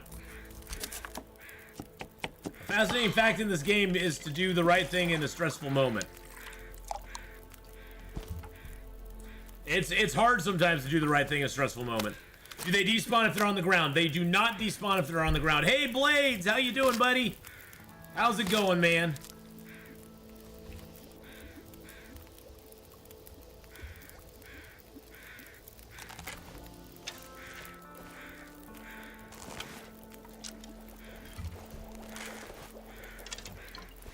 Everybody go check out Blades. Give him a follow here on Twitch. Also check out his YouTube channel as well. All right, let's get one more feather here. Woo! Then I have to move my rainbow trout out of the closet. Yeah, you don't want to leave any food items in the the only food item you can really leave in a container is you can leave the yeah, feel free to leave the cattails in a container because it doesn't matter.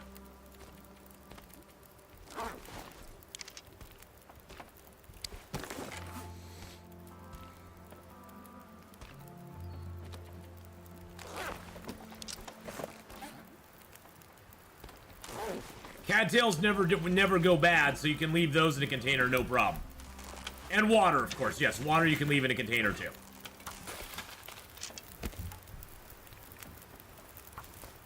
Anything other than that, you don't want to leave in containers. You know, the run's going pretty good. We're on our way to Hush River Valley.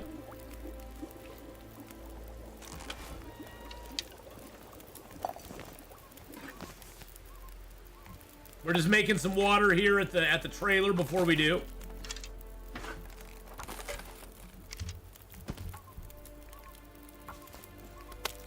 Water's so heavy it's not worth putting in a container. Yeah, I usually put the water on the counter. That way it also looks pretty when you come in. That way it always looks so pretty when you come in the house.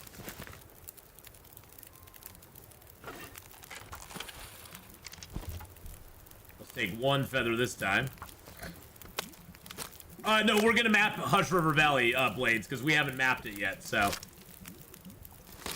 We're gonna map up the old Hush River.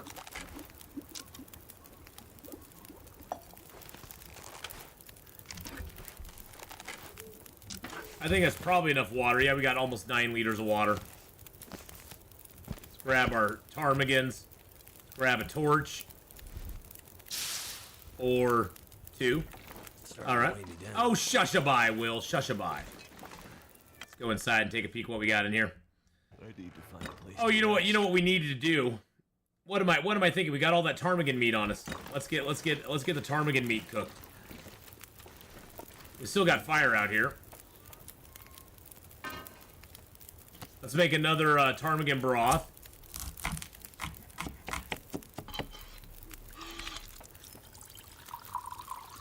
And I could make rosehip pies. Nah.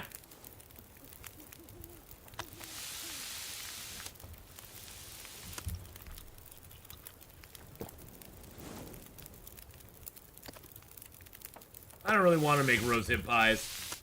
It uses up that valuable. I'd rather the pies I'd rather make are the ones that like actually help me out.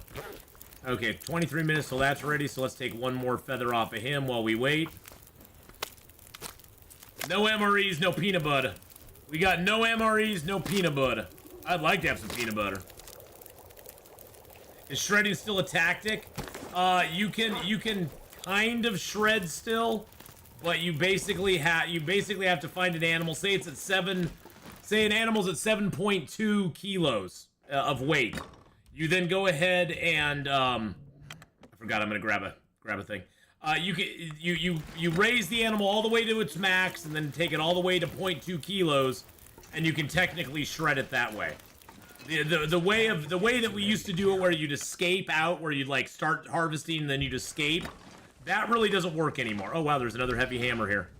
Oh, my God. Oh, my God. There's another heavy hammer and a can of murder fish. Piece of metal. Let's go ahead and put our arrow shafts our arrows. Let's put our feathers in here. Where's my feathers? There's my feathers.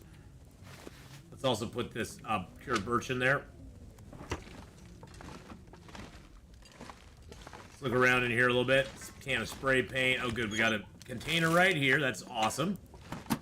Now we can put our hides, guts, that piece of leather, a couple more hides, a little bit of our cloth in there, put scrap metals in there, put these mushrooms, or most of the mushrooms in here. There we go. We can put these rose hips in there too for right now. Oh, lovely. Lovely day. Oh, happy days. Okay. Happy days are here again. Let's go ahead and harvest up the rest of these. Actually, let's see. Hold on a second. Let's drink first. Let's drink a little. Actually, I want to drink. I'm going to take a broth because that'll give me a little bit of liquid. Not much, but a little bit of liquid. Then we'll drink. There we go. And then we can harvest the rest of these ptarmigans real quick. But yeah, Elcor, you can still technically shred things, but you just have to go about it a different way now. It's not as easy as it used to be. Honestly, I stopped shredding stuff a long time ago.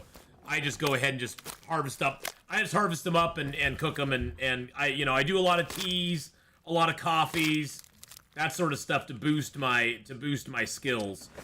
But yeah, I don't really shred too much anymore. I'm not a shredder, baby. Okay, let's go ahead and drink, and then we'll sleep, and then we'll get up, and we'll get ourselves arranged for tomorrow.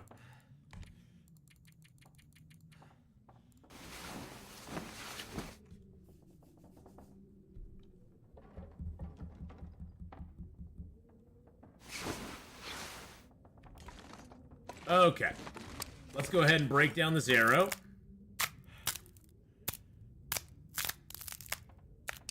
And break down the torch.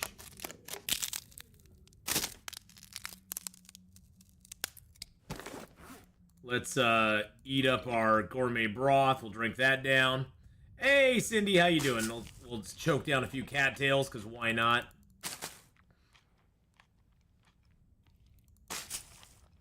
We'll drink a little bit of our water as well. I do want to craft up these arrows before we go into the next zone. Yeah, you can't repair the sport bow? No, you can't repair the sport bow, unfortunately. It does not allow you to do that. I'm gonna crack these nuts. I'm gonna crack these nuts. There we go. And then we will prepare up these, Wait a second, did I throw the rose hips in here? I did throw the rose hips in there. Gonna prepare up the rose hips real quick, too.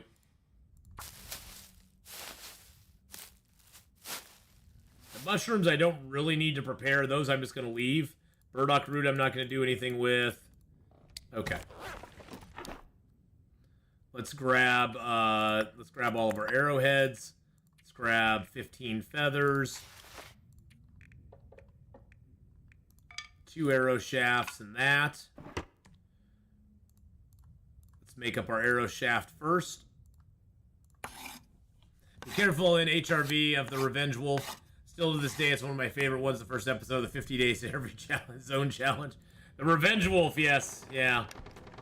Yeah, you know, that made me a little salty, but hey, that's all right. That's all right.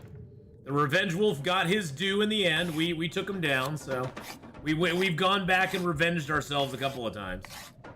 Damn wolves. Swear to God, man. Stinky little buggers. All right, so that gave us. Now we're back up to 15 arrows. Excellent. And we do have an arrow that's out there on the ground that the damn wolf took from us. So we do have that arrow still. I'm going to drop this maple here. I should have dropped that before.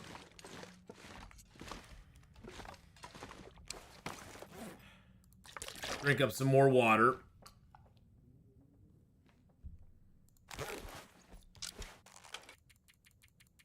We'll sleep as long as we can. It won't be 10 hours, but that's okay. Does it shoot faster or stronger? You know, honestly, Elcor, I've never had it. The hunted that bow is not on the sport bow is not on Interloper, so I've never had the sport bow, so I'm not really sure what its stats are at the moment. I don't know what the stats are. I don't know if it shoots faster or if it lasts longer. I would hope that it lasts longer because it would kind of suck to find a bow that you could only use for a short amount of time and then it's just gone. That would kind of suck. I hope that if they do keep adding some, because like all the rifles you find in the game, you can repair those up, no problem. You know, it's no problem to repair up the rifles that you find in the game. So I hope at some point they allow you to actually like repair the bows. Yeah, I'm surprised they don't have a way to repair them either. It's kind of awkward. It's kind of awkward. All right, we have to make a quick trip because I totally forgot to pick my fish cakes up. That's totally my fault.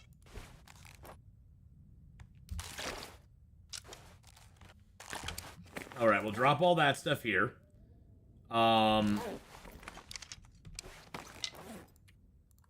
drop my sticks, my cedar, my book. I still have to read that book. Yes, I'm reading the gunsmithing books, even though I can't do anything with guns. Drop that here. Drop both of those here as well. The accelerant doesn't really come in handy for us that often, but that's okay. Oh, I do have these extra pieces of clothing. Let's just rip these apart real quick while we're sitting here.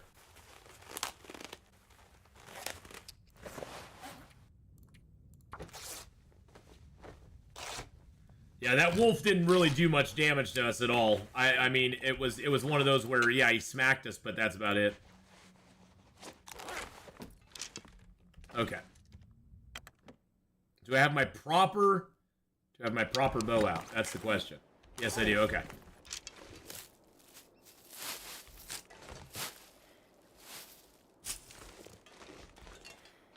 One thing we could also try to do is find that wolf while we're out here.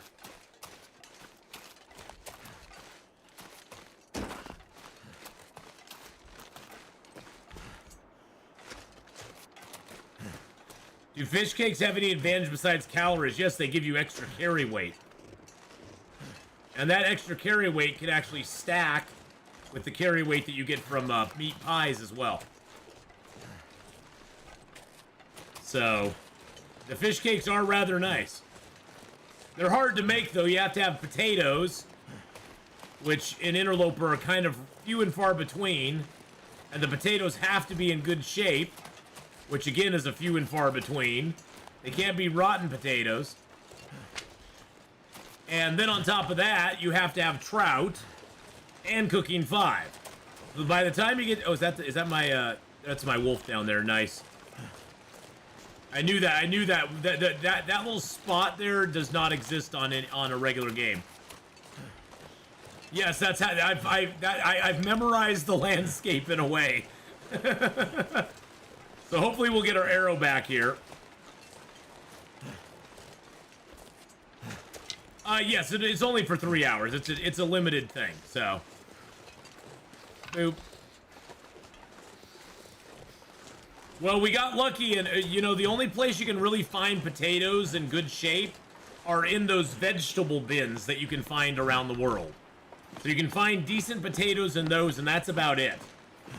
Most of the other taters that you find in the game, later in the game especially, are usually all rotten by the time you find them. Which kind of sucks. But what you gonna do? I do need to grab some old man beard lichen. I only have one. I have only one old man beard bandage at the moment. And I like to have 2. I like to have at least 2 old man beard and 4 bandages, so.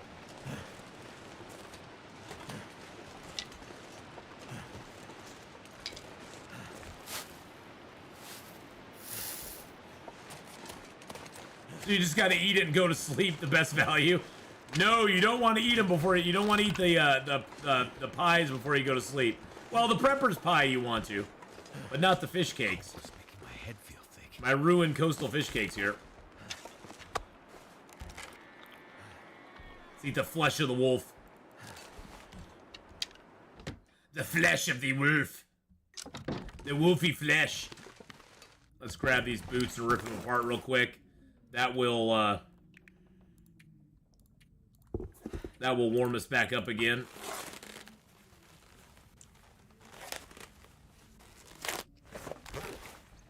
Okay. So we can leave a couple leathers here. So we'll find more leather. I'm going to leave that. I'm going to keep that. I'm going to leave some of these here. We'll leave 16 of those here. I actually have 3 acorns now, so we almost have enough to make another prepper's pie. We got 2 prepper's pie on us and 4 fish cakes. Doesn't matter if they're ruined, we can still eat them. That's the nice thing, is by the time you can make these, you have cooking 5. So it doesn't matter if they're ruined or not, because you can just chow down on them anyway. Yeah, there's that ruined tater. Anything about now. Oh, shushabai, you're fine. We'll drink a little water. You'll be okay. The cooked taters stay in good condition for a while. Hey, little kitty Silver, how you doing? Yeah, well, that's about all you can do with them after a while. Is just you can just cook up. You can always cook the 0% potato and make it into a baked potato, and then it lasts for a while. So you can always do that. There's nothing saying you can't.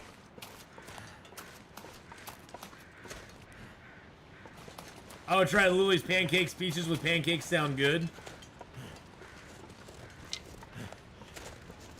Yeah, you just the main problem with the pancake recipes is that you have to have syrup to make them, and it's like okay.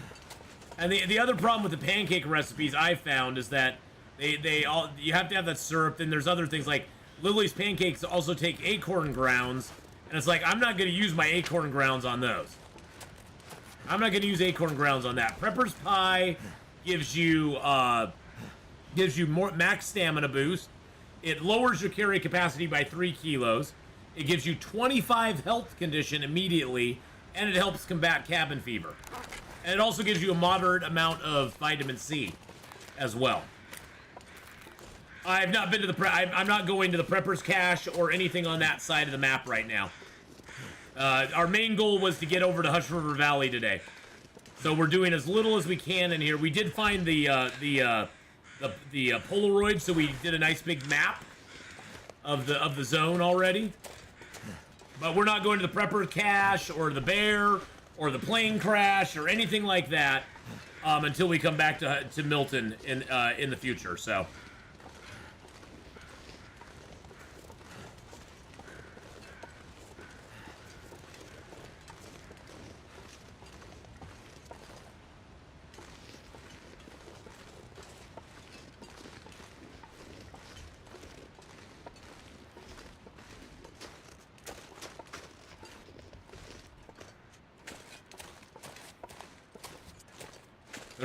There's also a little cave up here you can ditch into if you really want to. This little cave here. There's usually nothing in this cave, but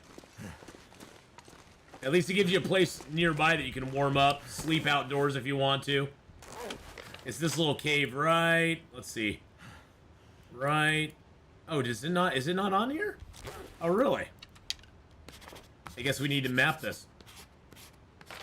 It's that cave right there. It's that cave right there. I totally forgot this north side of the map has like no mapping that's been done on it. The Polaroid doesn't reach up here. So we have to map it ourselves. Do you have the Milton Basin moose spawner? We have the one up here next to Hush River Valley. So when we come back here, we'll be able to bag a moose almost immediately. And get him going on.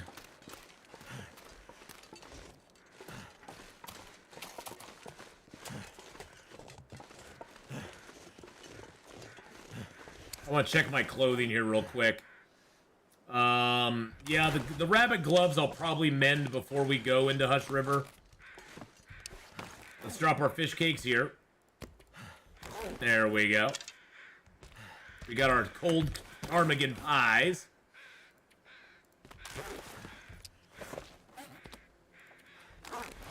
We got ptarmigan pies and fish cakes galore. Yum, yum. All right, we got this tin of sardines actually at 25%. Might as well eat it. It's not going to do us any good otherwise. All right, let's grab a couple liters. Let's grab a couple liters of water. Let's grab out a rabbit hide and a gut. We can make another simple arrow here. There we go. You know, one thing we might want to do... All I need is a scrap metal. Let's do it. Let's make 2 of them, as a matter of fact. Let's see, what are my fish hooks like? My fish hooks, I have a couple there. Okay, you know what? Let's make a couple new fish hooks as well. And we're gonna make 2 fish tip-ups. Because we can actually put fish tip-ups out on Monolith Lake. And there is technically a crafting table in Hush River Valley. It's the one that's in the bunker that you uncover in the Forsaken Airfield Signal Void quest. So you actually can get a crafting table in Hush River if you're doing Signal Void. Let's go ahead and make 2 lines.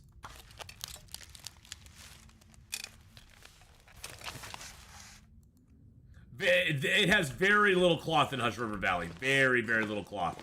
Most of the cloth that we'll get in Hush River is stuff that we're going to harvest from our clothing. It's going to be mostly stuff that we just harvest up.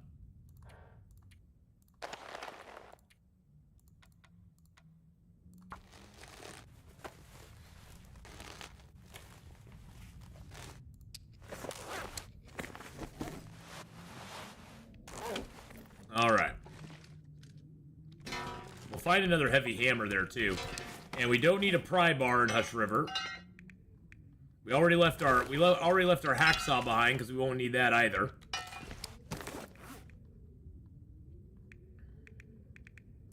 I can leave one of the flares here. The flare is like, I always carry at least 1 flare with me. The flare is the ultimate deterrent to anything, because it can be out in any kind of weather. So I always try to carry at least 1 red flare with me. Okay, so I got my flare gun. I haven't even fired the flare gun.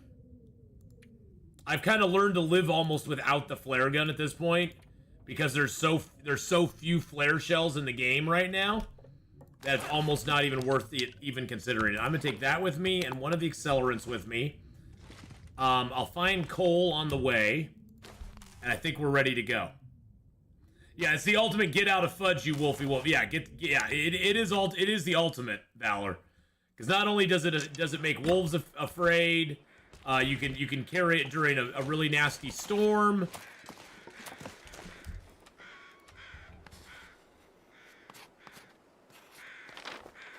There's that. Let's grab the charcoal out of there.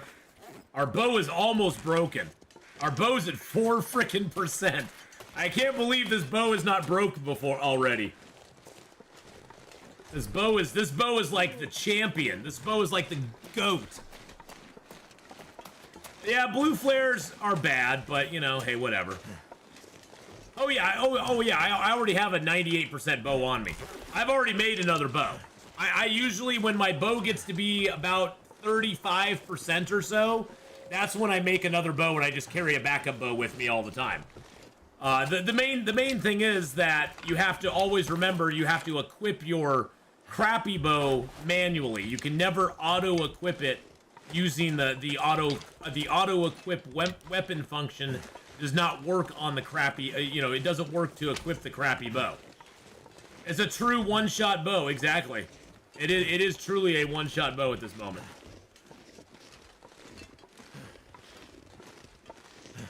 The weather's actually really nice. It's actually +1 out right now. What is this voodoo we're doing? Oscar, have a great one, my friend. Take care, buddy. Peace out, bud. What is this magic that I do? Yeah, the blue flare was supposed to be the only one, but it's not. It's not. Are you gonna need the fishing lures in HRV? Fishing lures, I found, are kind of garbage, to be honest. It's just, you have to spend all these resources to craft the fishing lure, and then all that has to happen is your lines snap and you lose the fishing lure. So it's like, okay. And I've never really noticed an increase in, like, I guess there's an increase in size that you get and variety with the fish, but it's like, I don't care. They've not, let's just put it this way. They've not really given me any reason to be like, ooh, I really want to use the fishing lure because it's so much better. They've really not given me a reason to be all excited about the fishing lure. Now, if they gave me a reason to be excited about it, then I'd be excited about it, but they really haven't. Even the bait is just kind of like, I look at it and I'm like, I could have cooked that fish and ate him. And now I've used it to put bait on my stuff, and I don't really notice the difference, so. I'm sure there is a small difference, but to me it just seems kind of inconsequential in a way. They're kind of cool little gewgaws. Now, if there was certain fish you could only catch with certain lures, then I'd be like, okay, well, maybe that makes sense then. But it seems like all the fish I can catch with the same lures that I have already, so. Let's get our bow out. Snow's out, bow's out. Let's get going, boys and girls.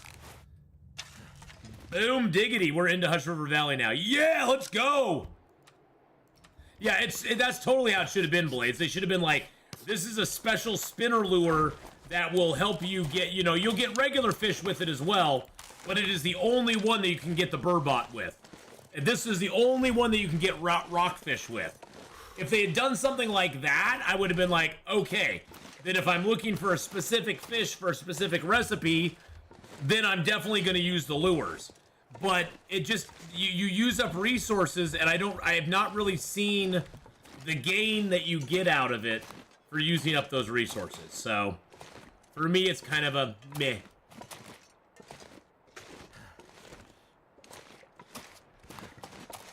Yeah, especially if a fish was required for a certain recipe, yeah.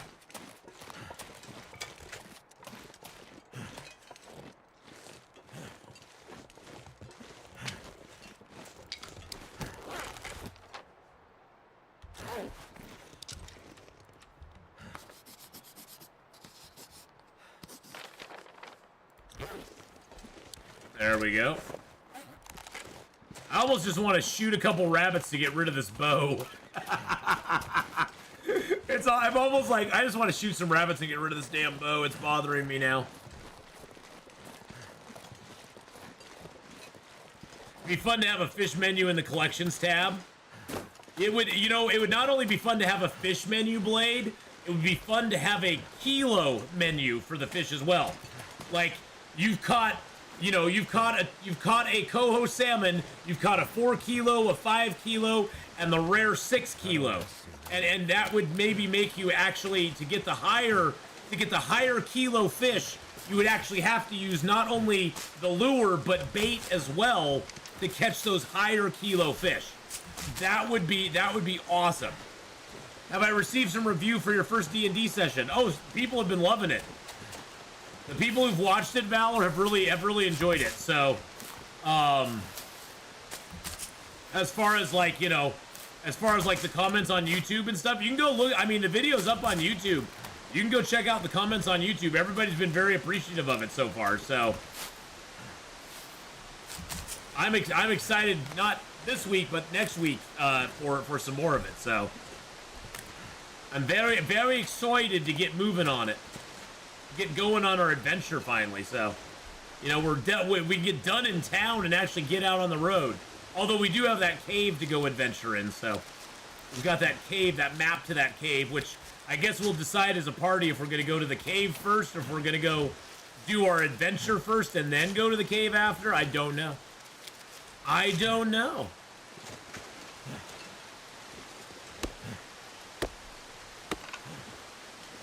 So basically, we just stick to fishing tackle.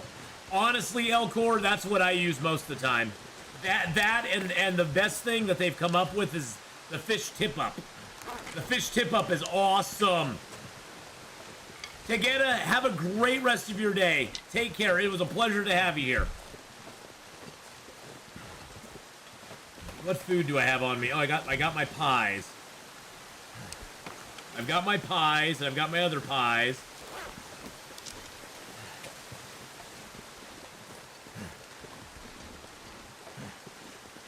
You know, I'm tired of being underweight. We're gonna eat a fish cake. See, that could put us up to 18. We're getting an elegant ptarmigan pie. Okay, they do not stack. You can have one or the other. I was thinking they stacked on the weight, but they do not. They do not stack on the weight.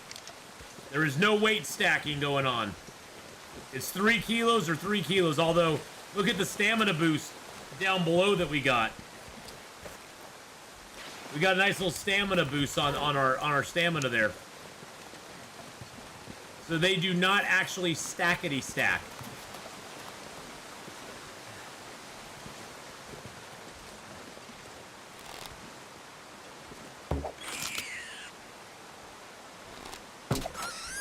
Oh, my bow is finally broke. Yes.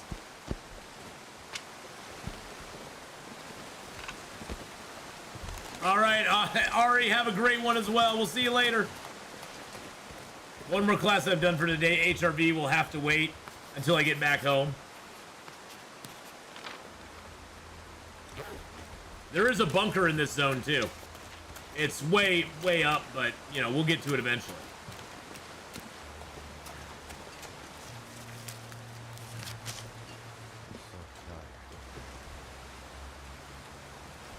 Not anymore.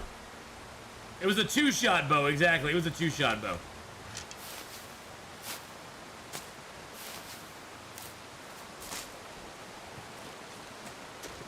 My smell. Ooh.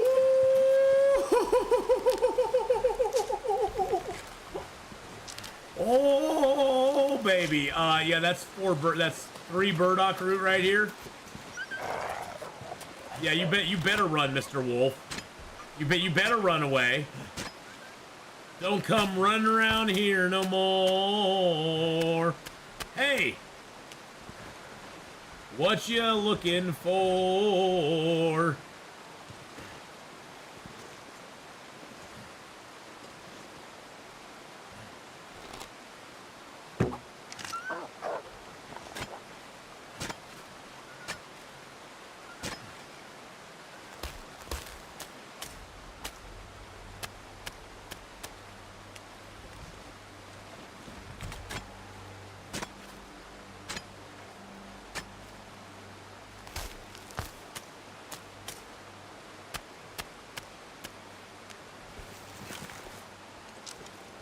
Alright, let's go face him.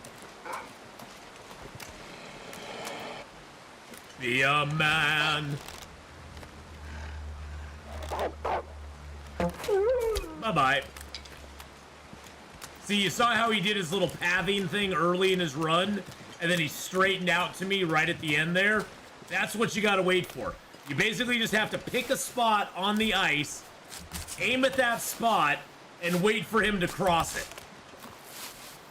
You just have to wait for him to cross it. So you just basically have to force him to charge by doing a little bow pull, and then you just pick a spot and you just hold your bow on that spot. Once he crosses that spot, you just shoot him. You shoot him in the face. Sure do miss Tom Petty. Oh, I miss them all. Miss Tom Petty. Miss David Bowie. Prince. Michael Jackson. Freddie Mercury. Chester Bennington. Chris Cornell. Heck, I even miss like Whitney Houston. That was so sad that she passed away too.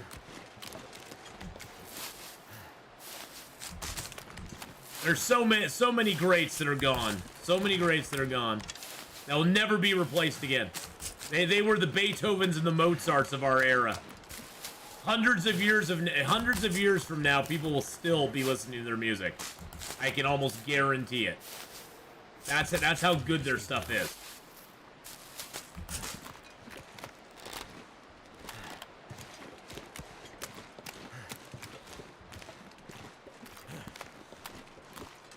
That's how good it is. They will still be missed.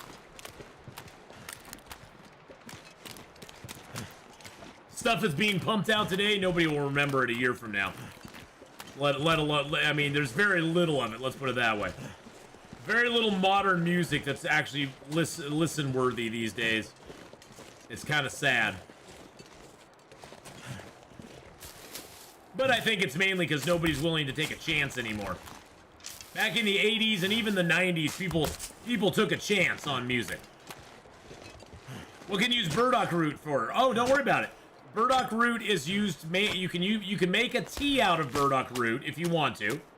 We are winning, Slid Holmes. By the way, we are winning. You can make a tea out of the burdock root if you want to. You just have to prepare it much like mushrooms. It's a mushroom tea, basically. You can also eat it raw. The best use for burdock root, though, is to make the prepper's pies.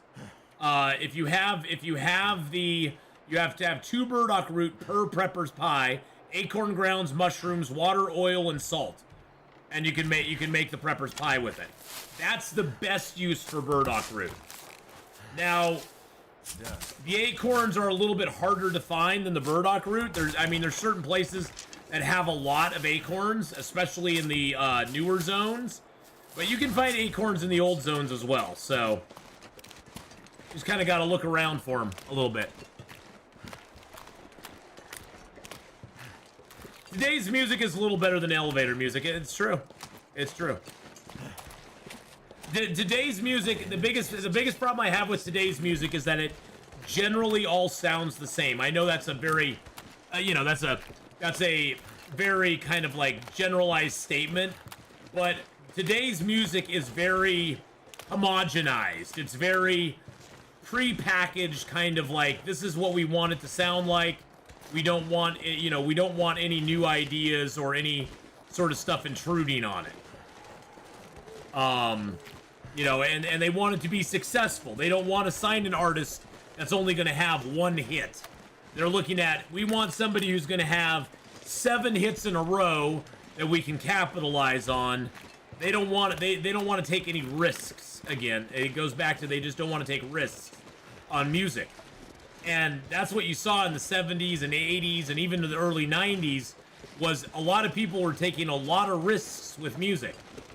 And you can directly correlate when that stopped happening by the number of one-hit wonders that came out, in the 80s and the 90s and even the 70s, compared to the one-hit wonders that came out in the late 90s, early 2000s, even to today. There's not a lot of one-hit wonders out there that go viral, that have a huge, single hit that makes it everywhere, and then you never hear from them again. Well, and auto-tuning comes into play as well. Everybody seems to use auto-tuning anymore. So you would not get people like Dylan or Cinderella or even Rat. There's a lot of bands that would not even be looked at today because the vocals are not necessarily the norm of what they like. Norm.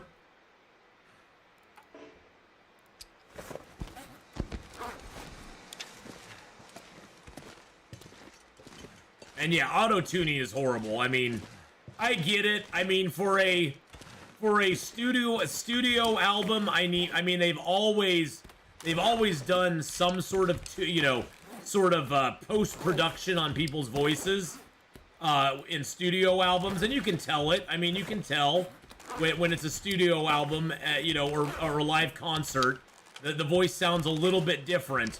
But somebody like the lead singer for Journey, what was his name? Perry. God, my mind just is gone now. But his voice, I heard him live in concert. He literally sounds like he does on the album. He sounds like he does in the album. He doesn't sound any different live than he did in his album. Steve Perry, yes, Steve Perry, thank you. You know, you listen to him live, you listen to the album, you have virtually the same exact sound. Yes, the album is a little better mix, and his voice stands out a little better, but you virtually have the same exact sound.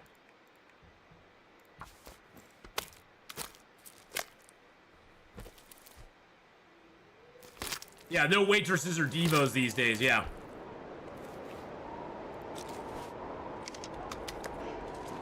Even guys like, you know, Freddie Mercury, Rob Halford, their voices sound pretty much you know, most of the guys who were singers back in the 70s and 80s, they generally could actually sing. They actually were pretty decent singers without any auto-tuning, without any post-production. You could put a mic in their hand and have them sing. And they could do a very good job. Nowadays, it's kind of hit and miss. Some people are decent singers, some people are not, but everybody sounds the same because it's all been, you know, auto-tuned.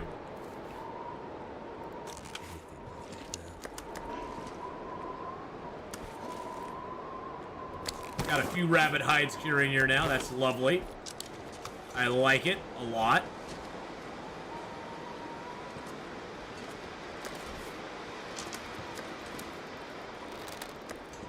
I'm the best singer after games. Lift, you are.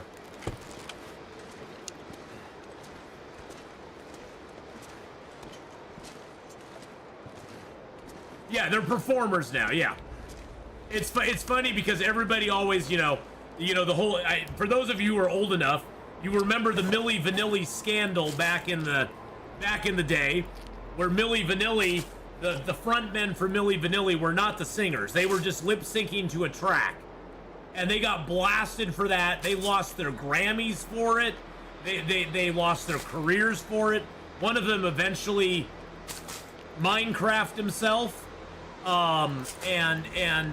know, they were ridiculed and laughed at for doing that. And now, you know, most performers in a live concert aren't singing live. A lot of them sing off of tracks, off of backing vocal tracks that they're just performing out there. And it's just kind of the norm now.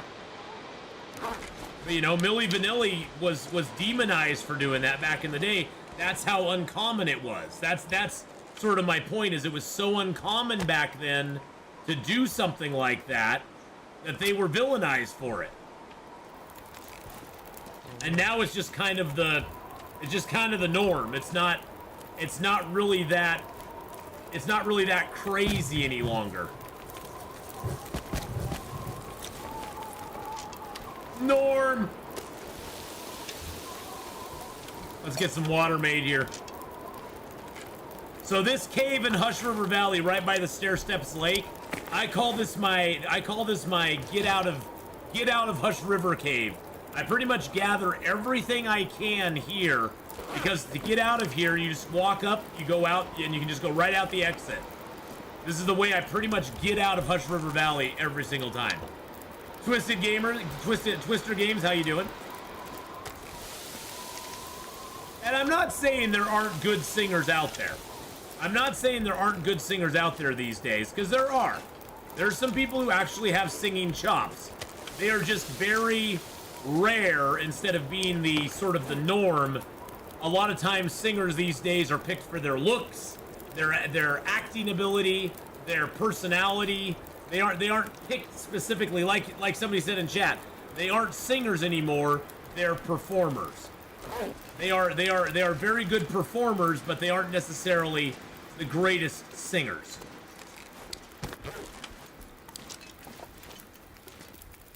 Well, welcome to Brazil.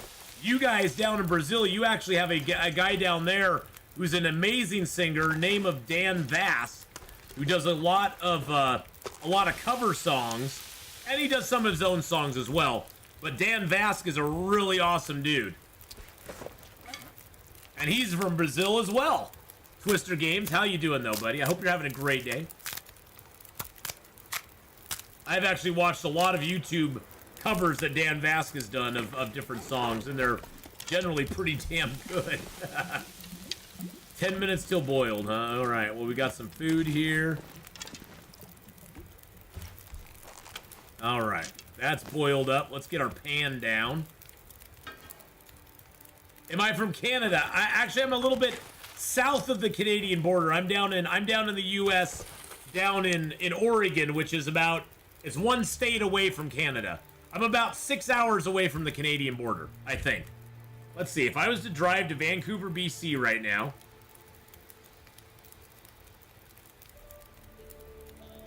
Vancouver, BC.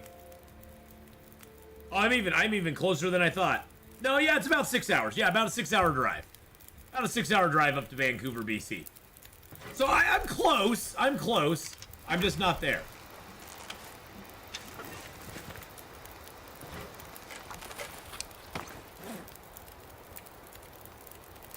I wonder if I can map right now. I bet it'll say it's too dark.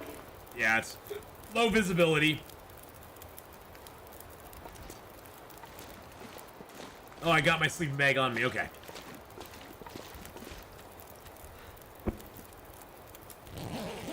I'm pretty damn tired too, so we're gonna get this water. We're gonna just kind of cook some water.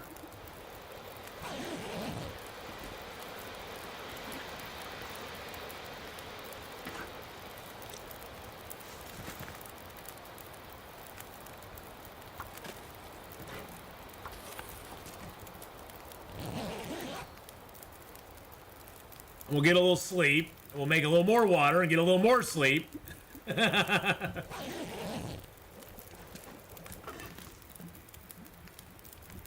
23 minutes till boiled. Okay. That'll be enough water for us for a little while. I can actually map right now, so I'm going to do that. You know, we're not. Right now, it is raining outside at the moment. And today's high temperature is supposed to be 48. So it's 40s all day with a little bit of drizzle. A little bit of drizzly. I love the Oregon Trail game. Learned a lot of history playing it, as we don't learn about it in Europe. You have died of dysentery. I remember the Oregon Trail game. You have died of dysentery. All right, let's leave some water here.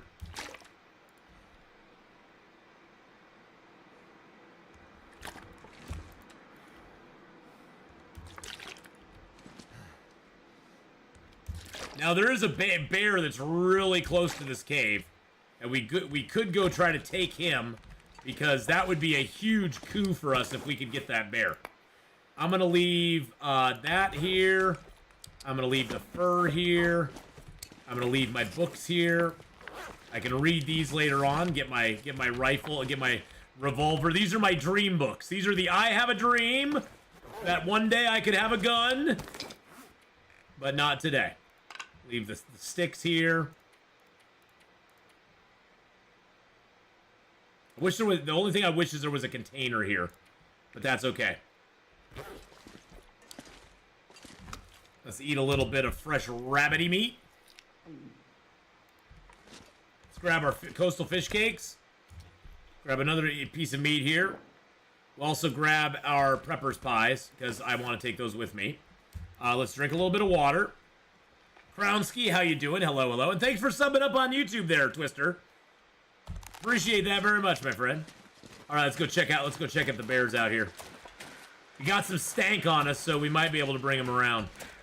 Actually, though, I want to go pick up... I saw there was a maple or something over here. Want to go grab this maple real quick. And I want to get the cattails, and I want to harvest this deer. Because we could use that deer hide.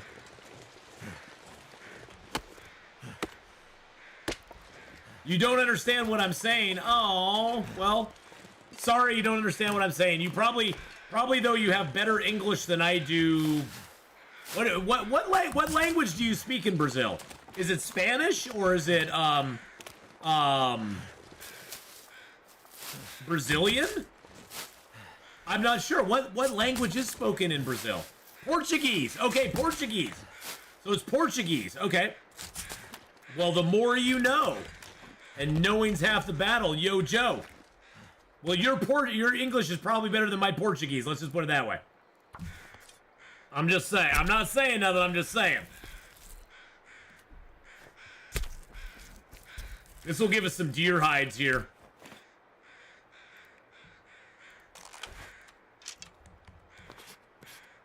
I'm gonna map here too.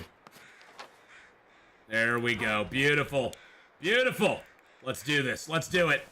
Let's do it. The rest of South America is all Spanish.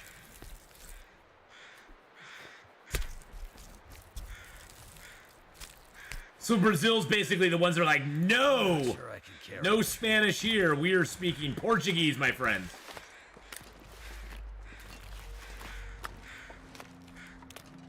You know, a rock or two is not a bad idea. Then I can bring the bear towards me. Let's go up here and see if we have the bear down below. Yep, there's the bear right there, as a matter of fact.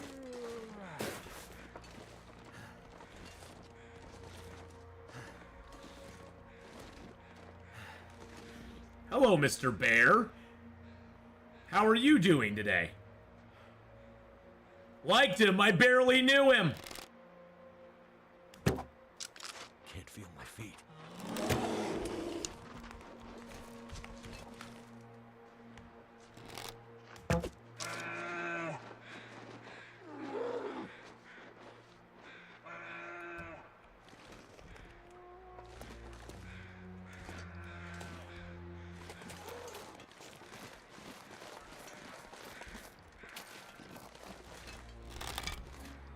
I think that first arrow broke. Yep, it did.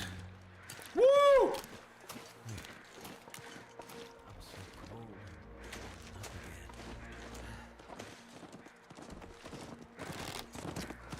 Up again. Dang it. Come back here, Mr. Deer. I wanted you.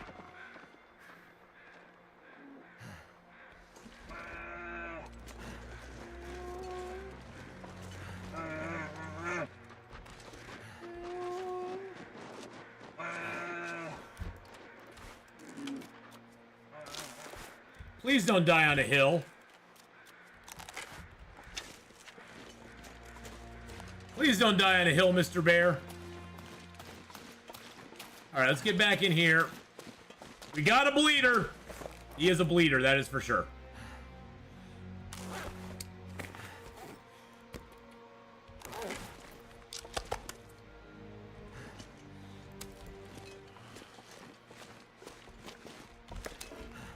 Why does the bear not attack me?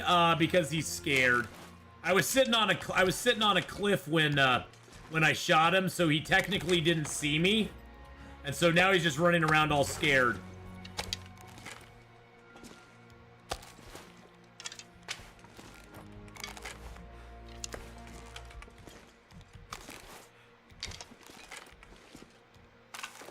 I do have archery 5, yes. I've got 5s across the board.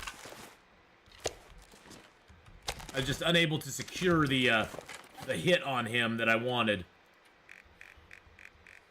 Bear's killed 13. I'm not sure if he's dead yet. Grab a little meat there. The nice thing this will do is it'll secure a bear hide for us in this zone. One bear hide. There's another bear in the zone as well. This will secure a bear hide for us.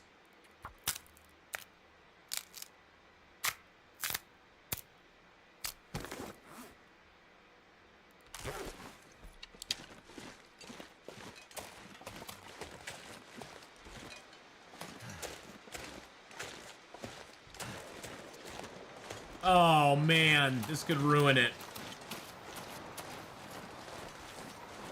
I'm wondering if that bear's already dead. Oh, that sucks.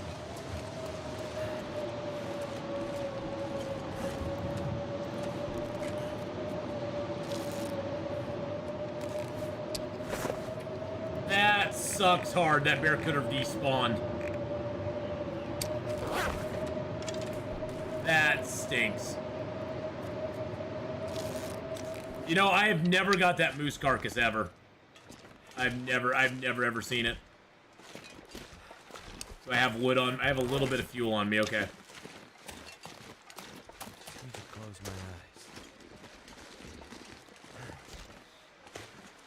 my I've never got the special. Oh, we did get the bear at 14. We're at 14 now. The bear did die somewhere.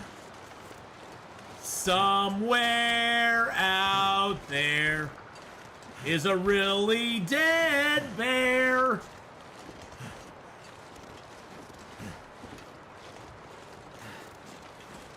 Oh wait, is that him right there? No, that's the wood.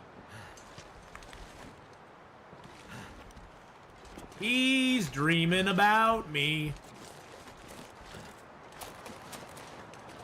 And wants to eat my underwear.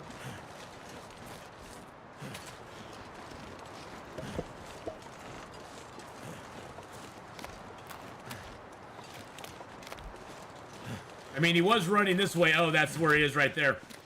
See those crows right there? Those crows were not there before. Yep, the bear ran all the way over here and died. How annoying. How annoying. Mr. Bear, how rude. It's not D&D. Please calm your bardic instinct. Hey, my bardic instinct is always there, my friend. At least he died on flat land. I guess we gotta look at the positives. He died on a flat area. I was so afraid he was gonna go off and die on a hill somewhere.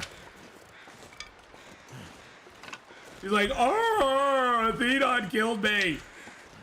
Athenon's a dick. He killed me. Just so he could eat me. Yes, I did. I'm gonna sort of build it between this and here and there. I do have the lamp oil, but I'm not gonna use it. Can't do a mag lens, we'll just start the fire that way.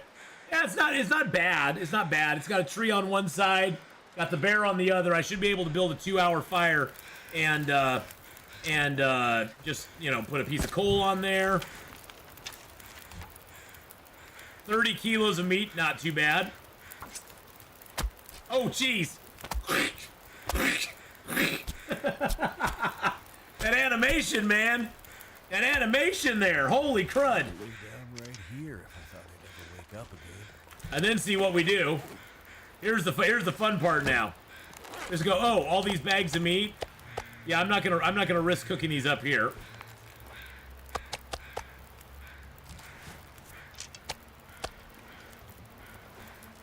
Feels like a lot of gear. Because it is a lot of gear.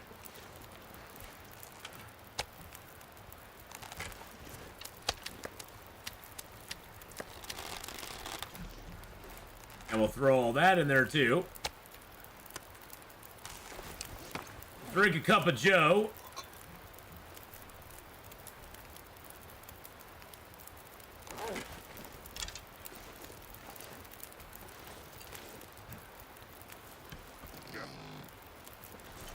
Oh, actually, hold on a second. Oh, no, I have my bow out. Okay. The sled when it's empty. Well, I think of it, Gripu, as you sling it on the back of your backpack. It, like, attaches to the outside when it's not being deployed. It's on the outside of the backpack. It's not really, like, in the backpack. Much like I think the bedroll is on the outside of the backpack and not inside the backpack.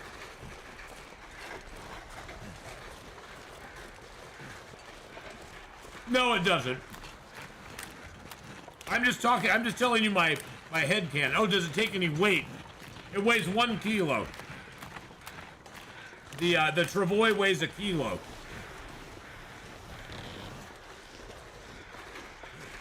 But it allows us to get the entire bear over to our cave in one fell swoop.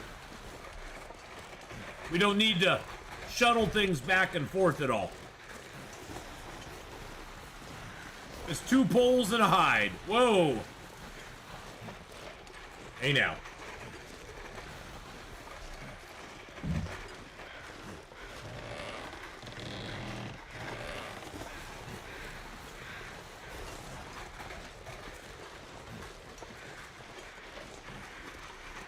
You make it with 4 maple, deer hide, and 2 guts. And then it takes a deer hide and a gut to repair it. So you have to have 4 cured maples to make it. It is literally a meat truck. It is. That's what it's made for. That's what I use it for 99% of the time. I don't know if I can make it through here.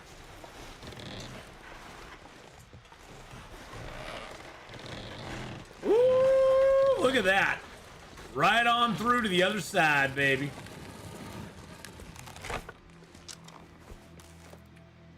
Can't move. It's getting dark up here. Time to look for shelter.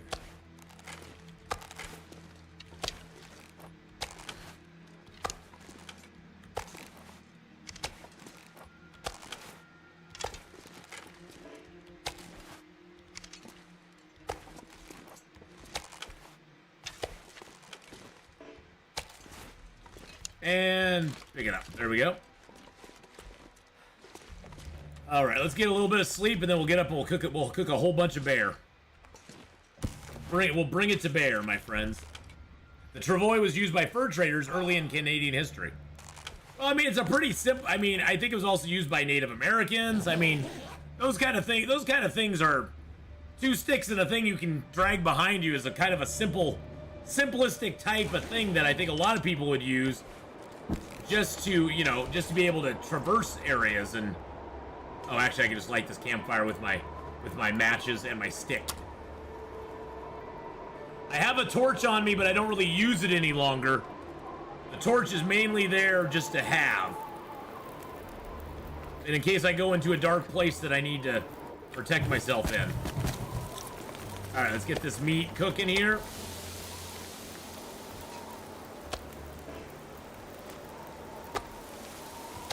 Grab a bag of meat.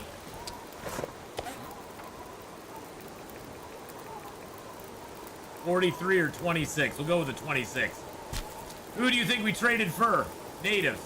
Well, that's true. That's true. We did trade the fur to the natives. Well, we traded the fur with the natives. I'm gonna have to leave something behind. Yum, yum, yum, yum, yummy, yum, yums meat. And more yum, yum, yummy, yum, yum, yum, yums meat. They're better at getting beaver than we were. Hey now. Oh, catching beaver. Okay.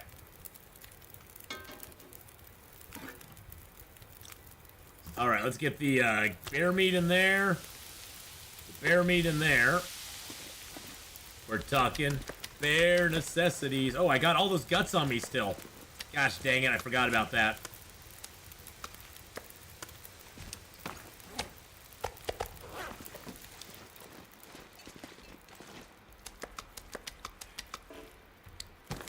And drop the bear hide, which I totally forgot to do before I slept. Which now I feel silly about. Okay, there we go.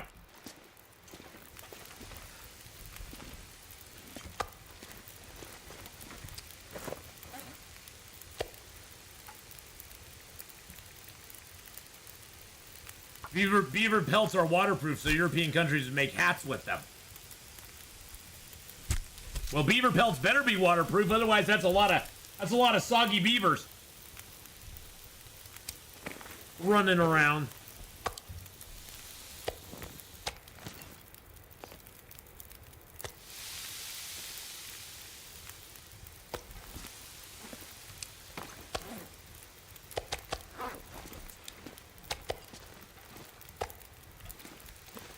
Might have to drop some gear. Oh, shushaby.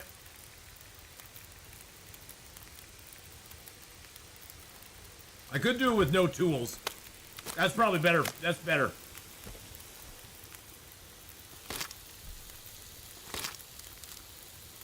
You have mohawk in you from your great-grandmother.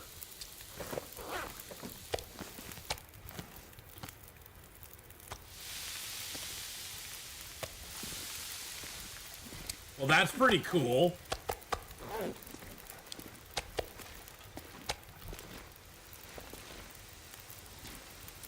All right, let's go ahead. We're just gonna continue to do it with our hands.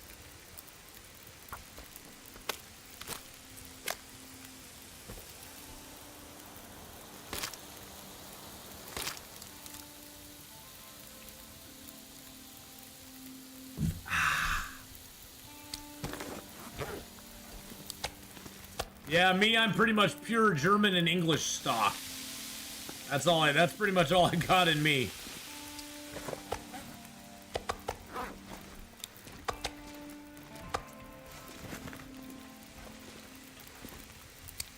How long's on the fire? 51 minutes. Let's add a few more stickity boos. I don't need to cook the entire bear up. I just need to get them mostly cooked.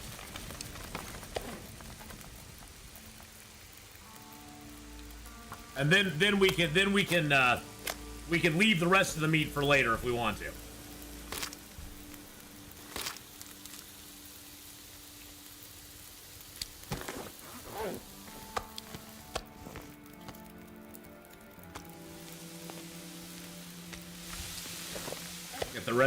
Get the rest of them harvested up here.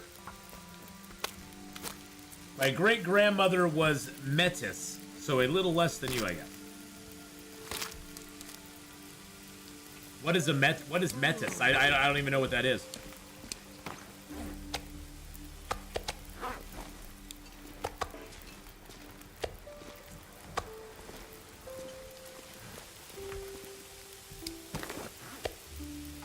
They were part of the Iroquois Federation, so I guess that makes us cousins. You're cousins? Oh my goodness, we got cousins in the channel.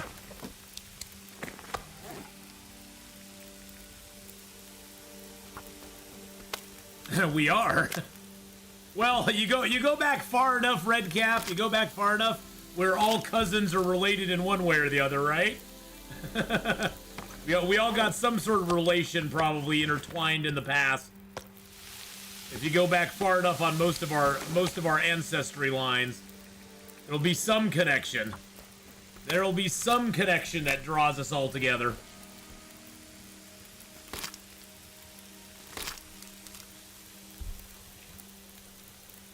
Pack is getting kind of heavy.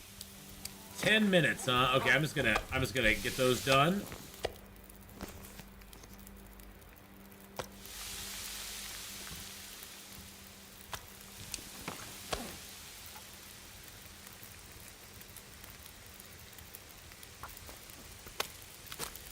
We're all from Africa, somewhere south of Egypt.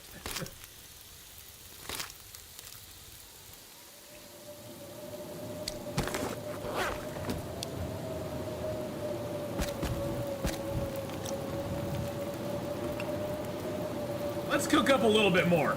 It looks like the storm is setting in, so that's always fun. That always makes life interesting when the storm sets in, right as I'm like, oh, I'm done cooking, now we can, oh, never mind. Now we can move, okay, don't worry about it, it's not gonna happen right now. All right, let's eat a little piece of meat here, yum yums. Let's see, where do our skills sit on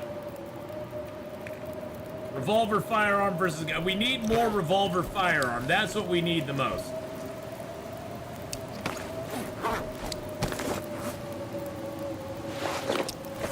So let's read for an hour.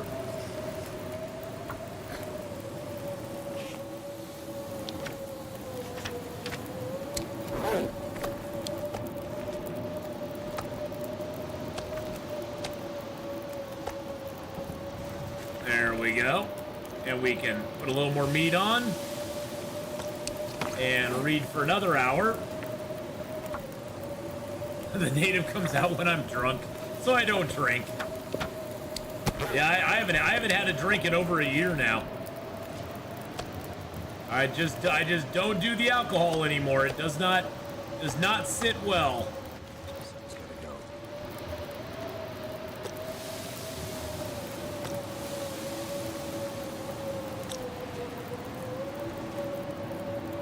I was gonna throw that fur on there, because what's it good for?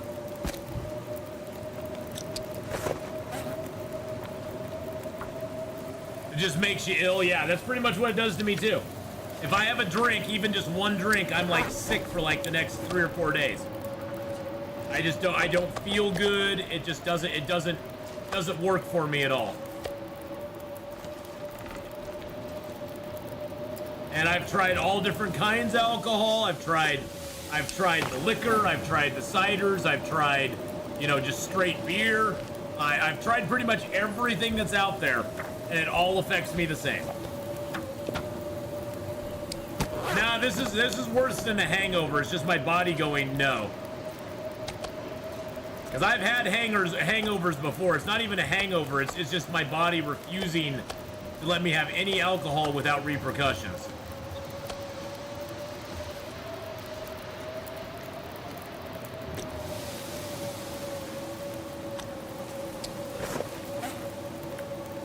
All right, we're gonna finish this book, baby. Woo, let's go. Weed, on the other hand, I've actually never done any drugs, so I get high on life. I've never actually partaken in any drugs. Just never had an interest for whatever reason. But I think that also comes down to my sort of like, I have to be in control all the time. I'm kind of a control freak. And so, I don't feel in control. I would not feel, I'm afraid that I would not be in control of it. So. All right, Twister Games. Have a good one, my friend.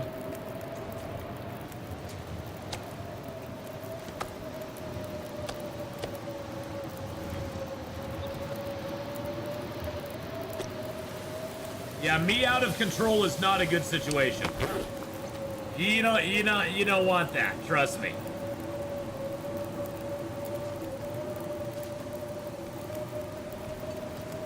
And I have sort of an obsessive compulsive personality, and I get addicted to certain things very easily.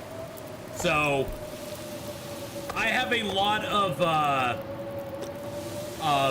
markers that would not make good for that.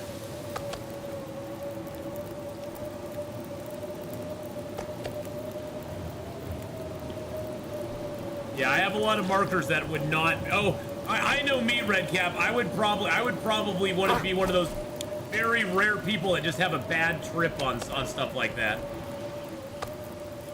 I would just have a bad trip on stuff like that. I know myself well enough. I'd be one of those people. Well, luckily I'm not a war vet, so I don't have that.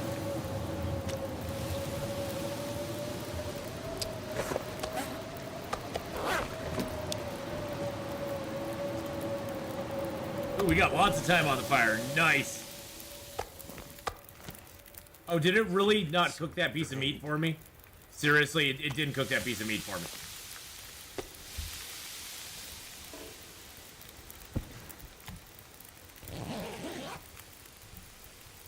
Well, pretty much every drug is legal in Oregon, de facto legal in Oregon at this point, so you can do whatever you want in Oregon, but I don't choose to.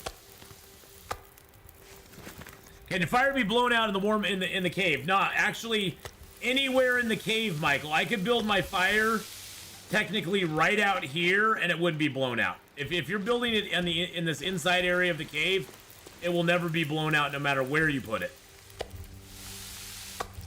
So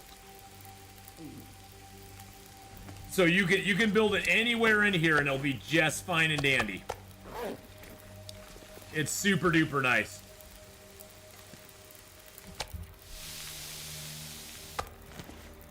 Well, I wasn't intending to cook the whole bear, but we cooked the whole bear. We got the whole bear cooked up.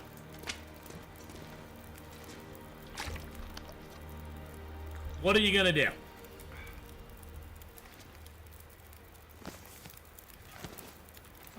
Might as well grab some torches out here, see if I can get. Oh, that's a good torch. That's a 40% plus. That's not a bad torch either. Cooked my bear too, the whole thing. I cooked the whole bear, boys and girls. Yeah, wow, we got 3 40% torches. I'm actually gonna hang on to 2 of those because we're gonna be going into Sketchy's den tomorrow. Let's make up our fishing tackles real quick. When you used to drink, what was your drink of choice and why did you like it? Personally, I've always been into the sweeter drinks. the daiquiris and that sort of stuff. So I would usually imbibe, I would usually get those. I'd usually get the mixed drinks. That would, you know, they'd have some tequila in them, some vodka. Now, for a while, I was a big vodka cranberry guy. I loved a lot. I loved straight vodka with a little bit of cranberry in it. Yes, very girly drinks. I like the girly drinks. Exactly. Me and my friend, we'd go out and she'd be like, give him the girliest drink you got. And I'd be like, yes. You could just lay I've down. never been a beer person. I've never liked the taste of beer, ever.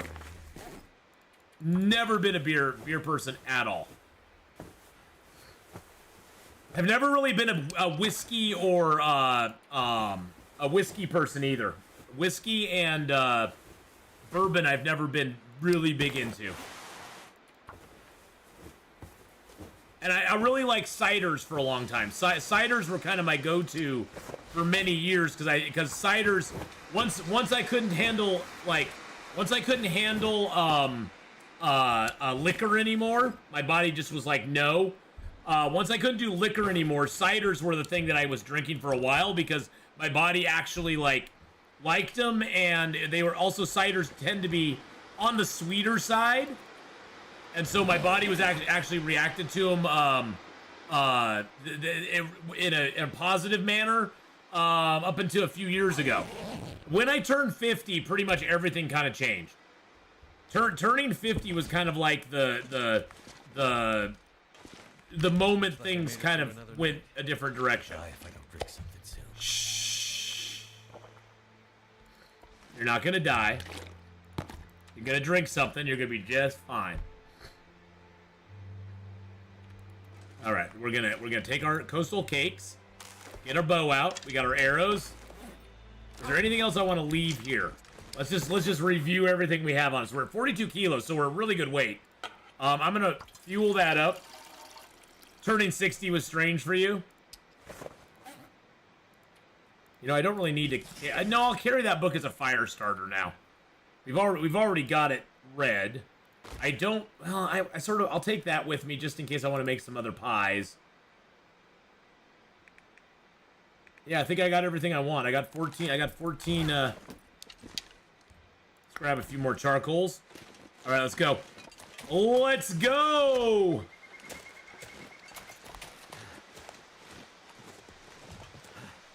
Yo, Joe, let's go, baby.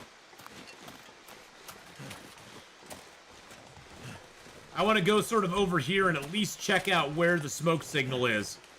That way we'll know where we need to go for the smoke signal.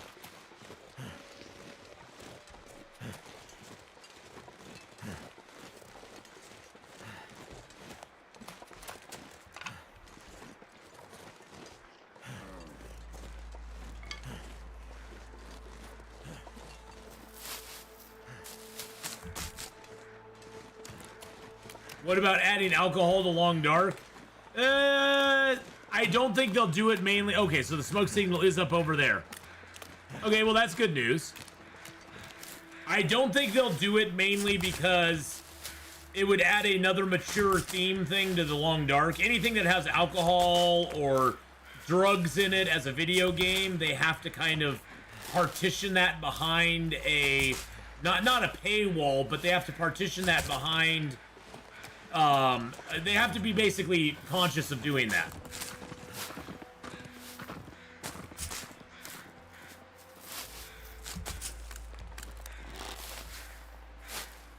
I've never found the rare moose carcass. No, I've never found it on Interloper. Wow, we actually found another pair of long johns out here. That's crazy. We actually found another pair, and they're actually in decent shape. For being this late in the game, they're actually in good shape, which is even crazier. That is absolute nutty sauce. That's an absolute nutter.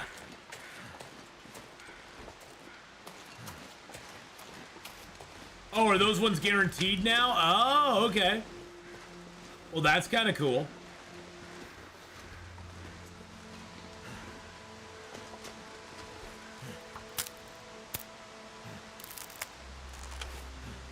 Oh, really? I did cut the right brush down. That makes me sad.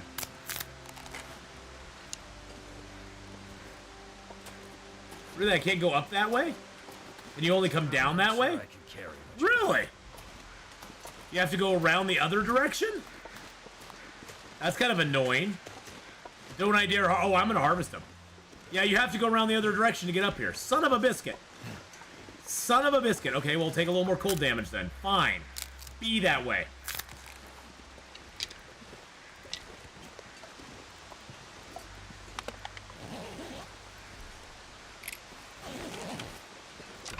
This is why I always say this zone is one of the best zones to start in. There's so much crap in this zone.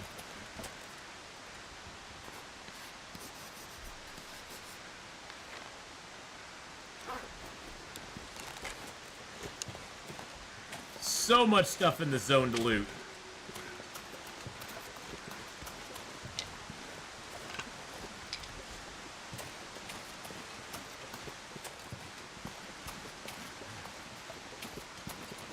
Then we'll go right out on this side. This is the side that we cut those branches down on already.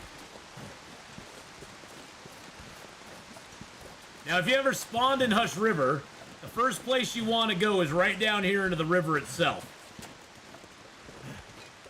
Now, you'll usually spawn either on that side over there, or you'll spawn up at the head of the falls. I think they've added a couple of new spawn points in this zone, but it used to be you'd only spawn at the head of the river, or you'd spawn on the other side of the river. Either way, though, like I said, the thing you want to do is you want to come right down into the river, whatever way you do it.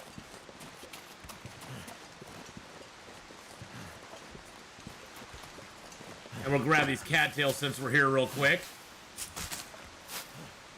And the river also has tons of cattails, which means early game you have not only food, but tinder that you don't need to process. But once down in the river, you want to come back to this bend over here. We'll grab those cattails in a second. Because there's a cave in the wall of the river here that you want to go into. Because the cave that's over here has matches in it, and it usually will have like a hat or gloves in it as well. Now, I don't know with the new loot if they've changed that up, but I've usually always found that there, so... Let's go check it out and see. And then there's a rope that goes up right there if you want to get out, but... And there's also some rose hips right here, too. There's usually a little body in here. Yep, there's a wool toque. There's some matches. There's some cedar. Nice little backpack to get. A little bit of coal. Barely walk with this much gear. Oh, shushabai, you're fine. In fact, you know what? You're even more than fine. Ah, stop complaining now. There you go. So yes, this is the first cave you want to come to whenever you come into this zone. Because this cave has all the goodies in it. Now you do have to, once you get the matches here, I usually make a little fire here and get some torches. Because there is a wolf that lurks around outdoors. Which can make your life a little bit more interesting. I don't know if the wolf's down in the riverbed right now. But we heard him howl there. He's probably up above us, would be my guess.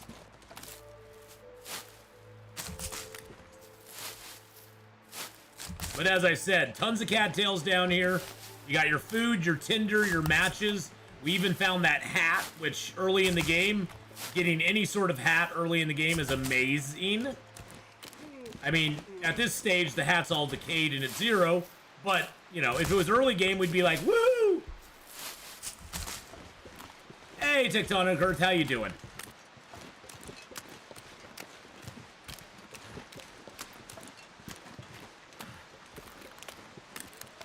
Some gins are better than others. I prefer Beef Eater, but I also like Tan Query for the cheaper option.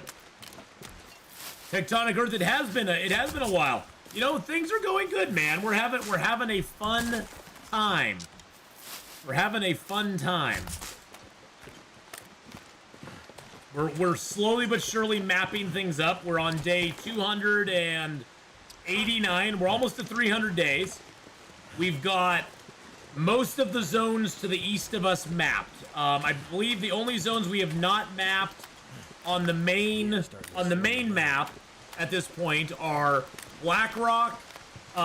We haven't mapped all of Ash Canyon. We've got Milton, Hush River Valley, and Broken Railroad still to go. And we do have Winding River to do as well, but we'll do that when we head back over to Pleasant Valley. Because after we get done with these few zones, we're gonna head to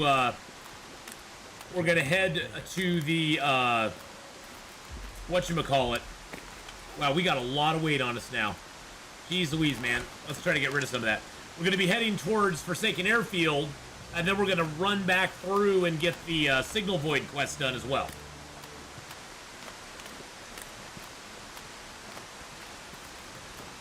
But this is kind of our mapping run. Yapping and mapping with Old Man River here.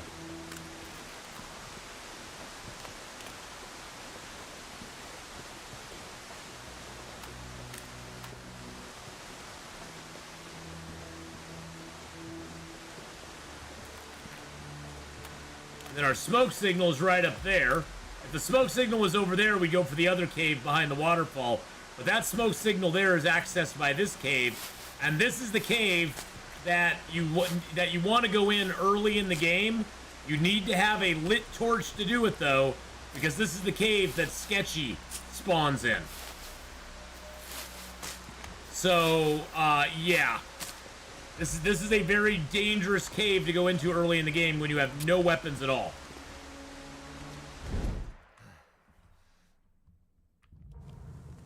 Now the plus side of going into this cave is you'll have lots of stuff in here.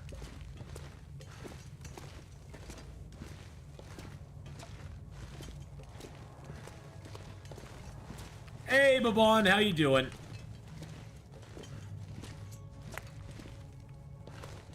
I hear him already. Yep, there he is right there.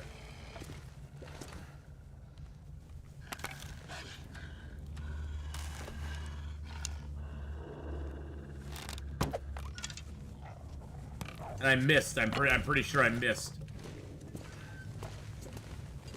It actually looked like he was stuck.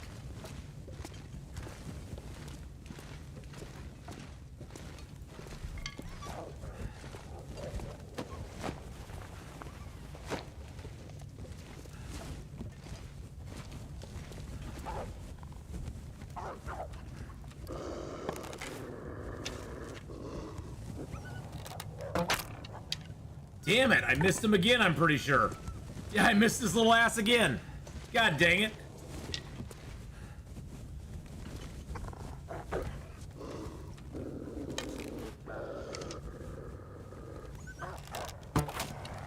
That time I hit him, I'm pretty darn sure. Yes, that time I hit him, good. Go off and die somewhere, Wolf. I'll find you later. Damn, Wolfie boy.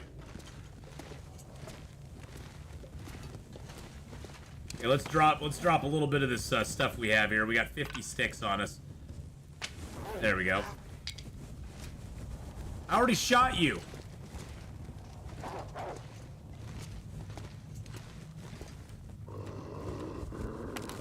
Really? Good lord. I already shot you, jerk. Did I really drop my torch right in the middle of this? Really? Seriously?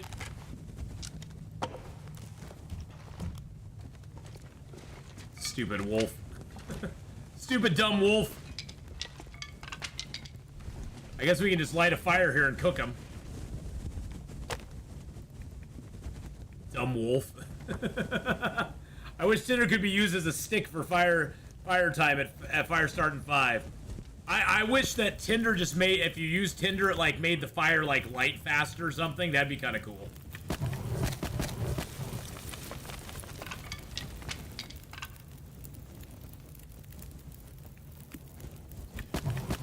So as you can see, that wolf is very odd. He's a very odd wolf. Sketchy, we knew you well. We love you. You're a great guy, but We're gonna take your meat and eat it. And now that he's dead, he'll never come back, so we don't have to worry about that at all. So that's good.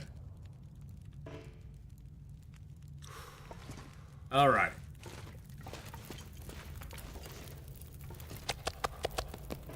You're at work. You're at work and you're watching. Shh.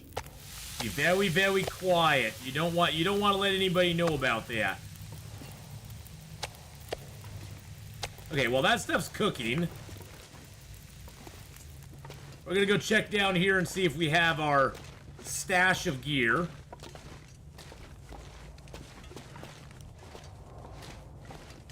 We can also check up here. Sometimes there'll be a pry bar or some coal up on these little ledges up here. Piece of coal there.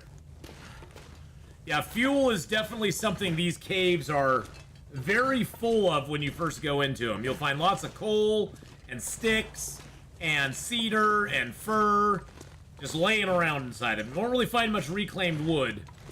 You'll get a lot of the rest. This is one of the spots that can have the stash.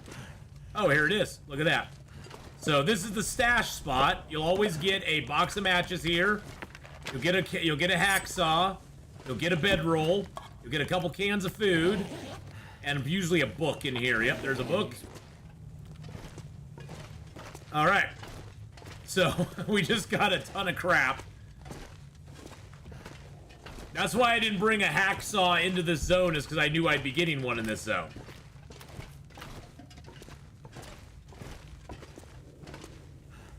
It's starting to weigh me down. Yeah, I know it is, buddy.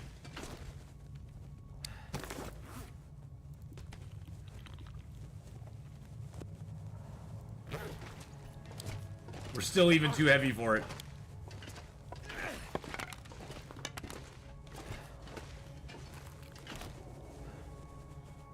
This is Sketchy's cave, yep. This is Sketcher's cave right here.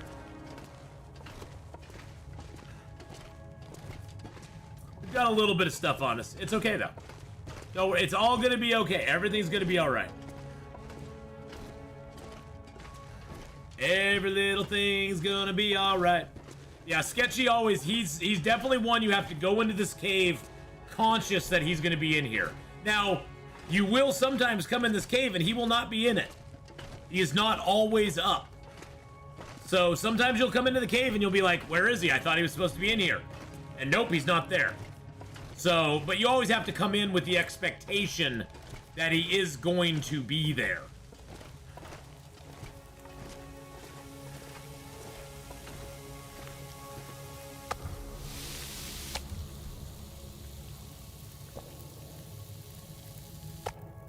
I think I need to lay down.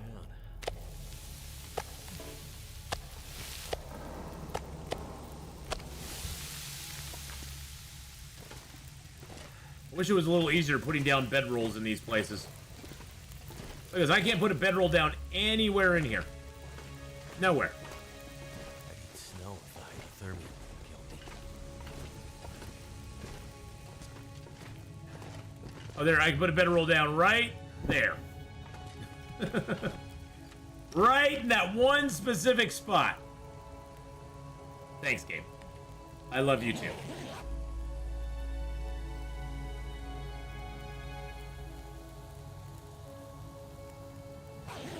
The one pixel placement, exactly.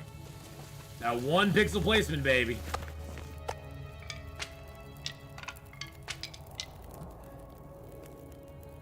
This pack is getting too heavy to carry.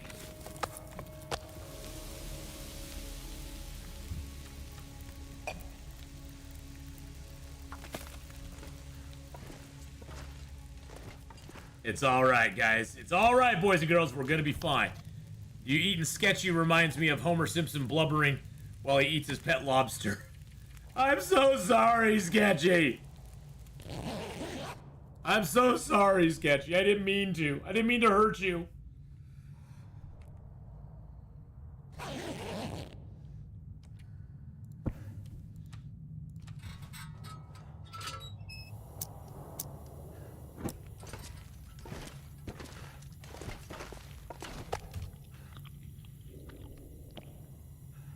That's why I set the fire last night, just to that slow amount so I could actually get the water out of it, and get my food cooked, and get my charcoal, and get my sticks. Let's see where we're at weight-wise. We're gonna be way overweight. Oh yeah, we're at 65 kilos. We are literally crawling across the ground at this point.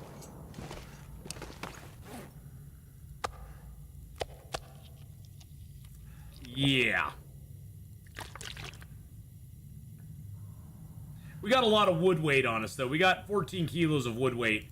We have all that charcoal and all that. You know what I think I'm gonna do? We're gonna actually go to the exit here and put down a bunch of this fuel so we can always grab it and take it back up to our exit cave when we want to. Because we're right close to the exit here. I'm sorry, Sketchy Chomp Choo Choo. I didn't want this. I didn't want this, Sketchy.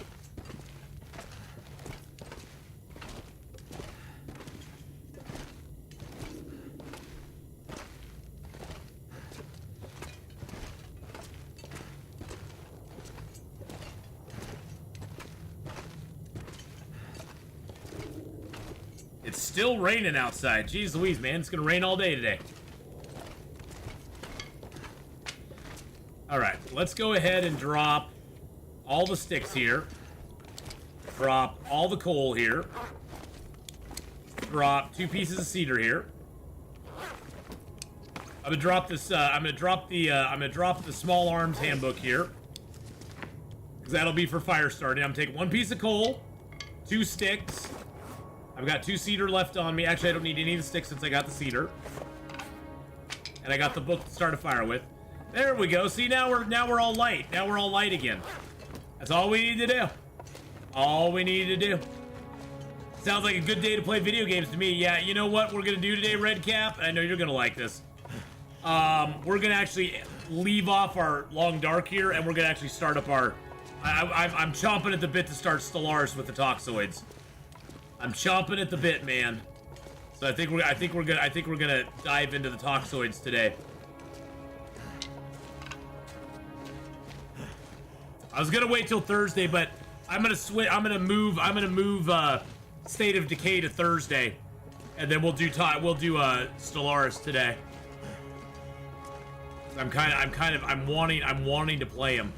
I'm wanting to play him. It's gonna be tough. I have a feeling it's gonna be a rough ride. It's gonna be a rough ride for us. Now, the question I have, Redcap, is there a pre-built Toxoid species that I should play?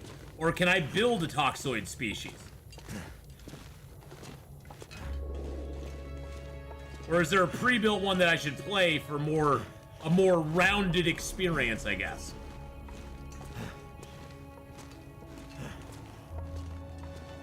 Because that's what we're all about, is the experience, the journey. Win or lose, it's going to be fun, no matter what we do.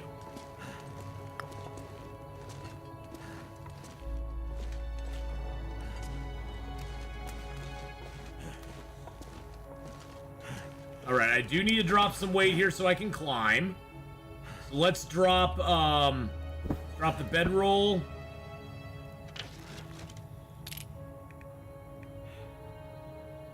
I'm gonna drop this. I'm gonna drop the charcoal here.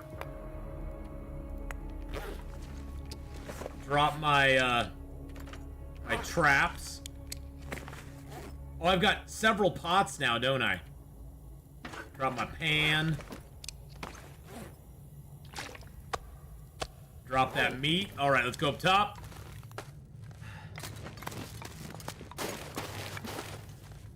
You can build one, but the trait that is that associated them with them is the genetic on steroids trait. Let me look it up. Okay, yeah, because I'd like to actually build my own, because I always like to build them. I think that's a way cooler. I think you can get some cool builds out of stuff like that, but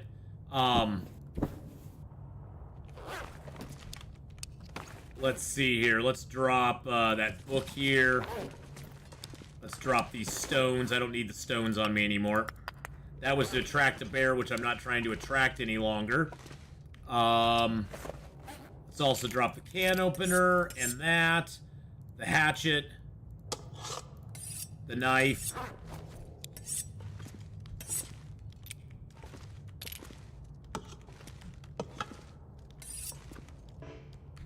Overtuned, okay.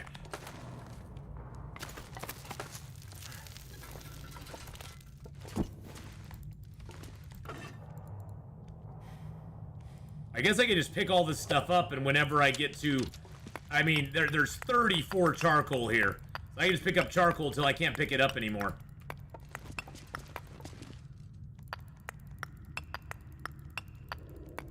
I may have dropped enough stuff off that I can just pick it all up. Yep, I can. Okay, cool.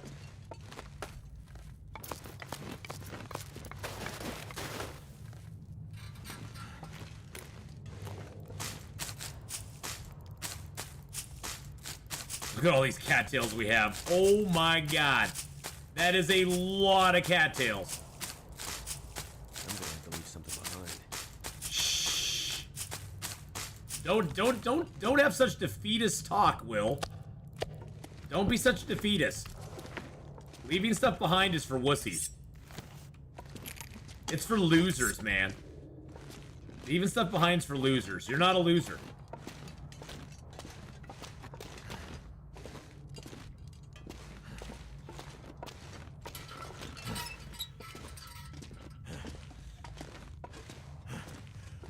That's like defeatist talk, man. And you are not defeated, Will. You are undefeated. All right. Now, you might be wondering, why am I keeping this destroyed bedroll? Because you can take a destroyed bedroll, and you could actually make an improvised bedroll out of that destroyed bedroll. You can do that now. Now, down the road, we may not be able to do that any longer. But at this moment in time, particularly, you can still do that. So, keeping that destroyed bedroll is actually something you can actually, like, you can work that towards a benefit to you. Yes, Michael, we're gonna do toxoids. We're gonna do toxoids. Okay, so let's get a little bit of sleep. They also stack with regular traits. For example, you can take the intelligent trait and combine it with overturn, augment intelligent trait for a bonus to 15 each tech. Okay, well, when we get to building our dude, if we can sew and repair, you can revive the bedroll. I know, isn't that awesome? Belrollerus animatus. Belrollerus animatus. That sounds like a spell. That sounds like a Harry Potter spell. All right, well, boys and girls, I'm going to go ahead and take a short little break. We'll be back in like 3 to 4 minutes. I'm going to go get a little snack, go use the bathroom. I'll be right back. Well, we made it to Hush River Elcor. I'm actually going to be stopping the YouTube stream for right now. I will start it back up in 4 or 5 minutes when we get going with practice my spells. Yeah, my pronunciation would suck. We'll be back with some Stellaris shortly. I'll see you all on the YouTube side in a minute.